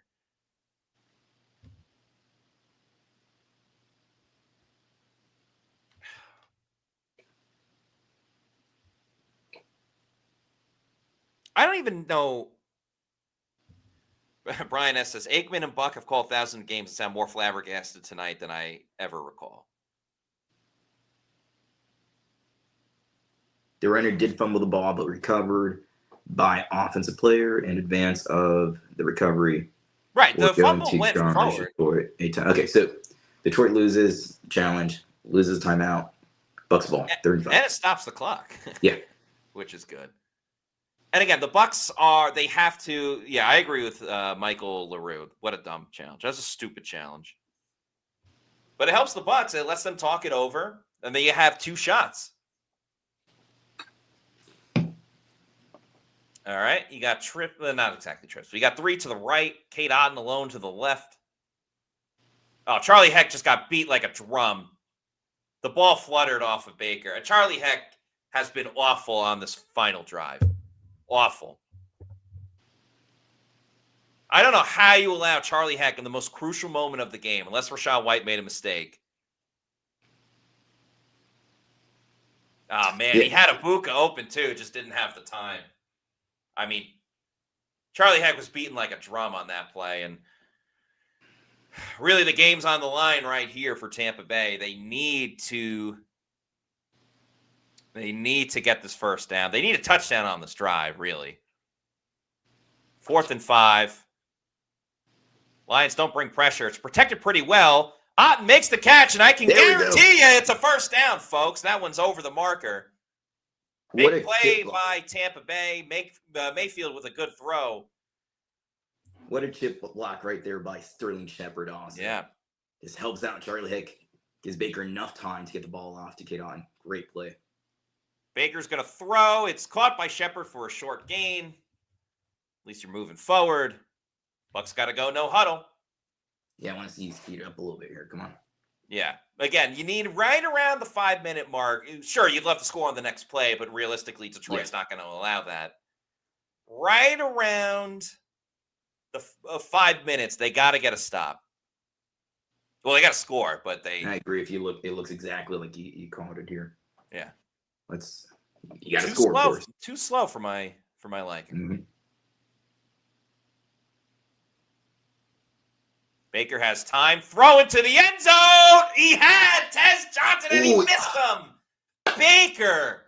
He had Tez Johnson Another poor throw by Baker Mayfield. Oh, man, did he have him.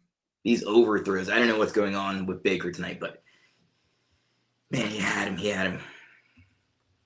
Sailing right. So overshoots him. Oh, man. That That was the one. That was the one.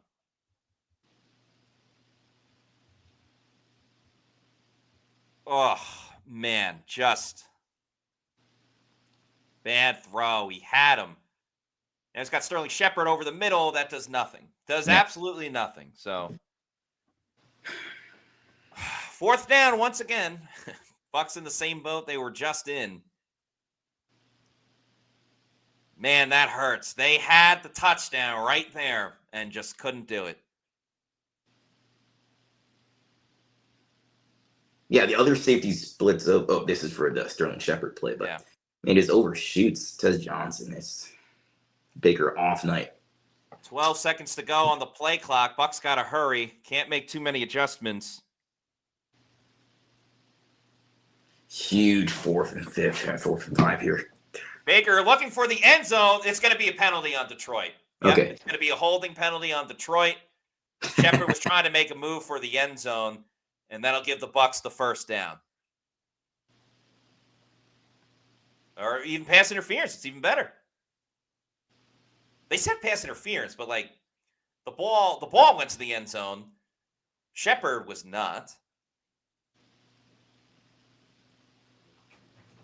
Or maybe they called it on the Ibuka route. I don't know. I mean, clearly he was looking for Shepard. All right, 5:20 to go. Bucs given some more life.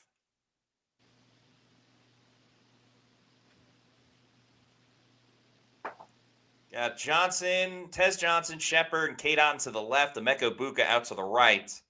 Baker in shotgun. Rashad White in the backfield. Baker spinning out, trying to make something happen. Finds Shepard.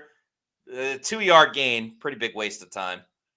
That was almost a disaster there with Charlie. Hutchinson just pushed him right into Baker. They can't let either Rashad White's got to do a better job of chipping, or they got to keep a tight end in. It's getting pretty bad. I get it. It's they got to throw it. That's the case that they're in right now.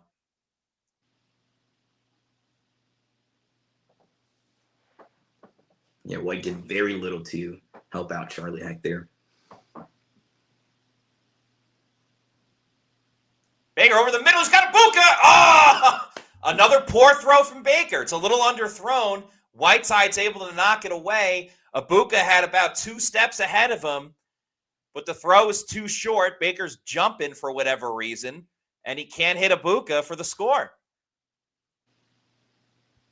That's a touchdown all day if he hits it on the money. Yeah, his feet being still play as well. The pass there. Good play as well. When you need the ball to be a little bit higher, Baker. I know, yeah. 3rd and 8, huge 3rd down. It's going to be, if they don't make it, they're going to do it again. Try again on 4th down, of course, but time's ticking. Baker's looking for Rashad White in the end zone. Throw the flag. Nope. Damn, that would have been amazing for me. 4th and 8. 4th down has been big for the Bucs. They've been able to find it. If you don't make this, unfortunately, it's likely game over. Are you going to be able to get the ball back twice? No, yeah, the game's over if the Bucs don't score on this drive, or if they don't get this play.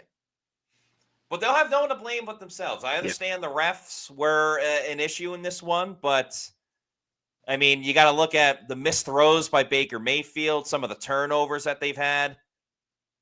On the game clock 2 minutes ago, Tez Johnson would have already scored if it wasn't overthrown. Baker throwing for the end zone. That's the game, folks. That's it. I mean, I don't even know what they were looking for on that one.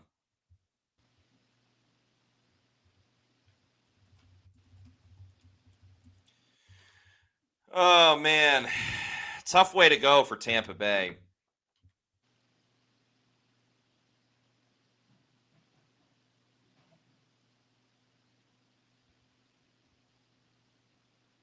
I mean, you had two guys on Emeka Buka. I get throwing to your best player, but this was Baker's worst performance of the season, hands down.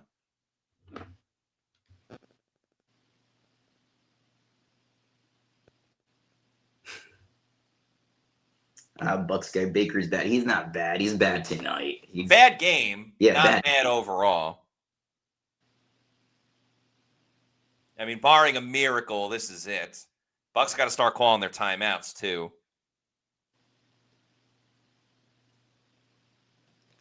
What a disappointing game all around. It's extremely unfortunate. Again, at around 6:30 in the game in the fourth quarter here, he could have had a Tez Johnson touchdown if you just would have put it in his hands instead of overshooting him. What a Virgin Boys with the $1.99 super chat. Thank you. Says offensive play calling at Baker lost us this game today. I would agree with that. Thought I got to the donuts and sprinkles. Baker is way the F off tonight. Shades of Dilfer. And WROL broadcast. That was a $5 from Donuts with Sprinkles. Thank you. WROL broadcast. Thanks for the $1.99 super chat. Says Cleveland Baker today. Yeah, that's what he was. So Bucs called their first timeout.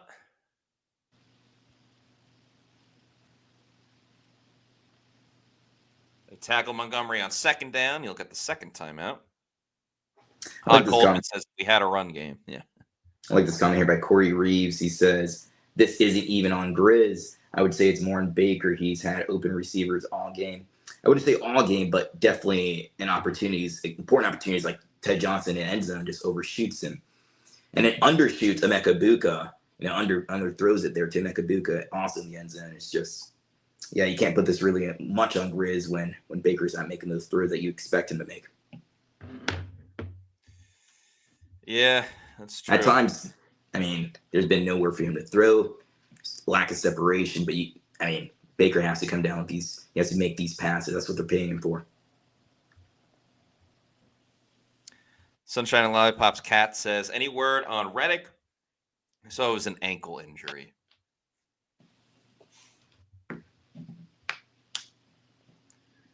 Third and 7. Quick pass to Amon-Ra St. Brown. Goes for a loss. I don't know. If I'm the Bucs, I kind of hold on to this last time out. Yeah, I agree. I think they're going to call it. They called it. But, yeah, I would have held on to. Because I'm thinking if you save one last time out, there's a chance you score before the 2-minute warning. Yeah, I agree with you there. Now, we need Uptempo because you still need to get the ball twice. You still need 2 possessions. Yeah. 2 touchdowns. I mean, they're going to have to do an onside kick. Yeah, as well, yep. Bucs have plenty of chance to get back into the game. There's no question about that. Dominic Henry says, Baker lost his game, not even close. Missed Tez, Emeka, 14 points. Trash game. Baker looked terrible. Yeah, he had his worst game of the season. Worst game of the season. Without question. WROL broadcast says, guys, I don't think we will be number 1 in the power rankings anymore. Cameron Johnson trying to make people miss. He doesn't. All right, we'll see with Tampa Bay. Maybe they can score a touchdown before the 2-minute warning. I think he would still have to go onside kick there, but you could save a little bit of time. I would like a deep pass, right, to Tez Johnson, speedster. Maybe it's calling for DPI and moves you all the way down the field, saves you a bit of time here. But I mean, the Buccaneers, they're gonna have to move the ball quickly, up tempo, of course. Emeka hasn't looked too hot with that hamstring, so I'm looking for Johnson and Johnson here. Yeah.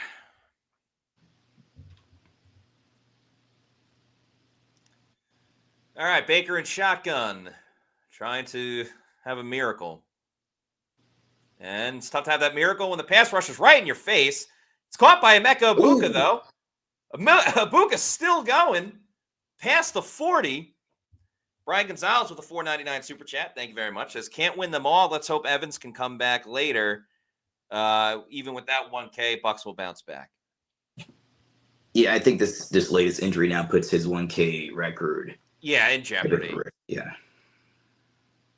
Baker looking again, going to step up, throw in to the outside, incomplete. Probably better than getting tackled in bounds. Yeah, stops the time at least. Baker's limping around now too. What's up with this camera? It's mad shaky.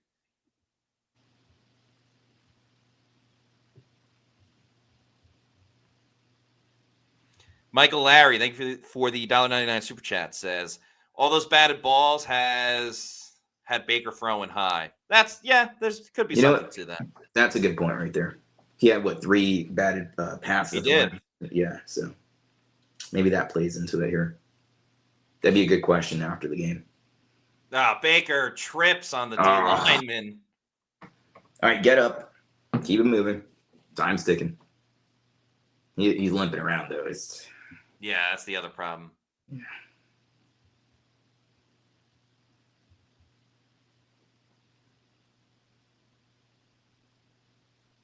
I mean, I didn't even trip him, too.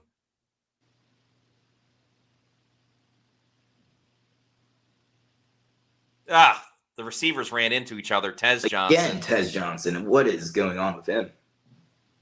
He ran into in fairness, we don't know if that's on Tez or Ryan Miller. 1 second to go on the play clock. 3rd and 21. Baker throwing for his life. The receiver was down. No flag? And the O-line just I don't know what the O-line is doing. They're just completely giving up. 4th and 21. Let's see. Michael Jordan just beat terribly as Baker gets hit.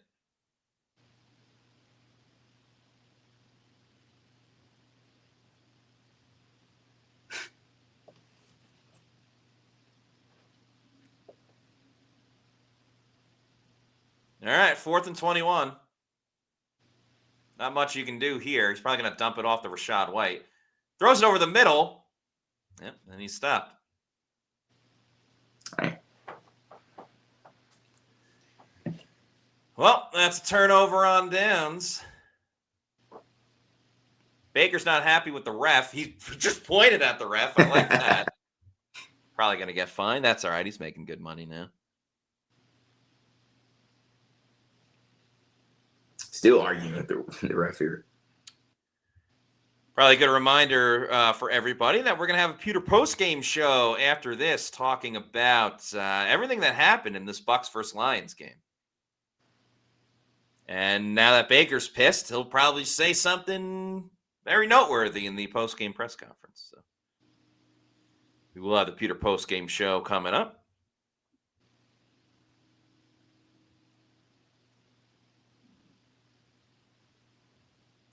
Matthew Rayburn says, Baker's got to take his medicine. This was 100% his fault. He had so many opportunities, I lost count. And he's the kind of guy who would admit it. He's going to put this loss on him. He's a leader. He's not going to throw anybody on the bus because it wasn't him. And again, that batted pass super chat, I think that would be a good question after the game for Baker. For sure. If that had any impact on him throwing a bit high. And he'd probably say he has to go back and watch the film or something, but I think it did. Fantasy Football Locker Room says the refs should get fined. I agree with that. WROL Broadcast, thanks for the $4.99 super chat, says game over. Thanks for commiserating with us. The bye needs to get here so we can bounce back. Yeah, they have one more game before the bye. Hopefully it's a bounce back. Cecil says, quit blaming Baker. Heck's been in his lap all night. Yeah, I mean, it's more than one person. It's more than one person that deserves blame.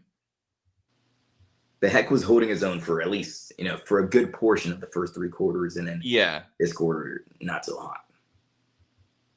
But of course, it's not one person. But, I mean, he's been overshooting. He overshot again Tez Johnson on that potential touchdown. Underthrew Emeka Buka in the end zone there. 2 good opportunities to score touchdowns, just didn't make the correct throw there. Didn't make the right throw. Tom says, really felt we got out coached today. Evan Bowker says, ref had money on the game and my fantasy matchup. Yeah, I had a rough go of it in fantasy as well. Had a chance to win today with Jared Goff, Rashad White, and Jameson Williams, but Williams does not have a reception. Goff only one touchdown pass. And Rashad White has not reached the end zone like he did the first two games. Key to Villain says, Matt, what do you think about Grizzard's play calling tonight? I don't think it was terrible. I think early on there were some struggles, but they weren't able to get the ground game going. He was able to scheme guys open. They tried to go deep, have some explosive plays, and it didn't work. I'll give it a C+. I don't think it was as horrendous as people may think. Yeah, as we talked about earlier, also, he's been calling a few play actions, but the defense isn't going to bite as hard as you want them to if your run game's not effective. What is Rashad right? Like he had, let's see, his yard per carry average here. He just hasn't been effective on the ground. No. 10 rushes, 38 yards, 3.8 yards per carry. Sean Tucker, 1 rush, 4 yards. Yeah. Tyler Lovell, thanks for the $5 super chat, says, the Lions have our number. Baker was under pressure and scrambling at 115 decibels. Tez was leaping like a frog to make up for miscommunications. And Brian Gonzalez, thank you for this super chat of $4.99. Says, not on the coaches, Baker off, and Lions are a good team. I blame the players more than the coaches for this matchup. Again, like if Baker hits Tez Johnson on that final drive, we're talking about a completely different ball game right now. Yeah. I think the national media is going to say, are the Bucs, they're going to question, are the Bucs a pretender? Because they lost the game against the Eagles. They're going to lose this game here tonight, most likely against the Lions. And they're going to ask, are they a pretender? I don't think this team is a pretender. I think they're a real contender, but just bad performance all around here tonight. No excuses. You can't even blame the officials because the Buccaneers have had opportunities afterwards. Just weren't able to capitalize. Bucs got the stop. It'll be 4th down, but not a lot of time left. When the Bucs get the ball back here, I just do a few runs, not even risk Baker. He's been limping around a bit. Yeah, I mean, this is the kind of like the Chris Godwin situation. Yeah. Baby Boy to Demand, thanks for the $2 super chat, says Baker has been subpar all game. Game on. They are pretenders, no doubt. I disagree with you there, buddy. Yeah, I don't think they're pretenders. They're contenders. This is going to be a team that makes, you would hope, a deep playoff run. They just off night, especially by Baker here. Of course, quite a few guys, okay, but Baker he would tell you himself, not the best game tonight. 22 seconds to go. 18 seconds now. Lions will take a delay a game. Stan Glassman, 2 touchdowns in 25 seconds. Is that asking too much? Hey, blocked punt returned. Onside kick, Hail Mary. Yeah, I mean, Baker on the field. You never want to give up, but I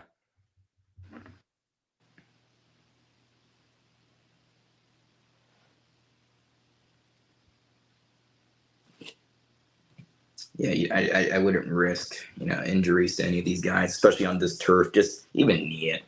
You don't want to forfeit, of course. You don't want to look weak, but I mean.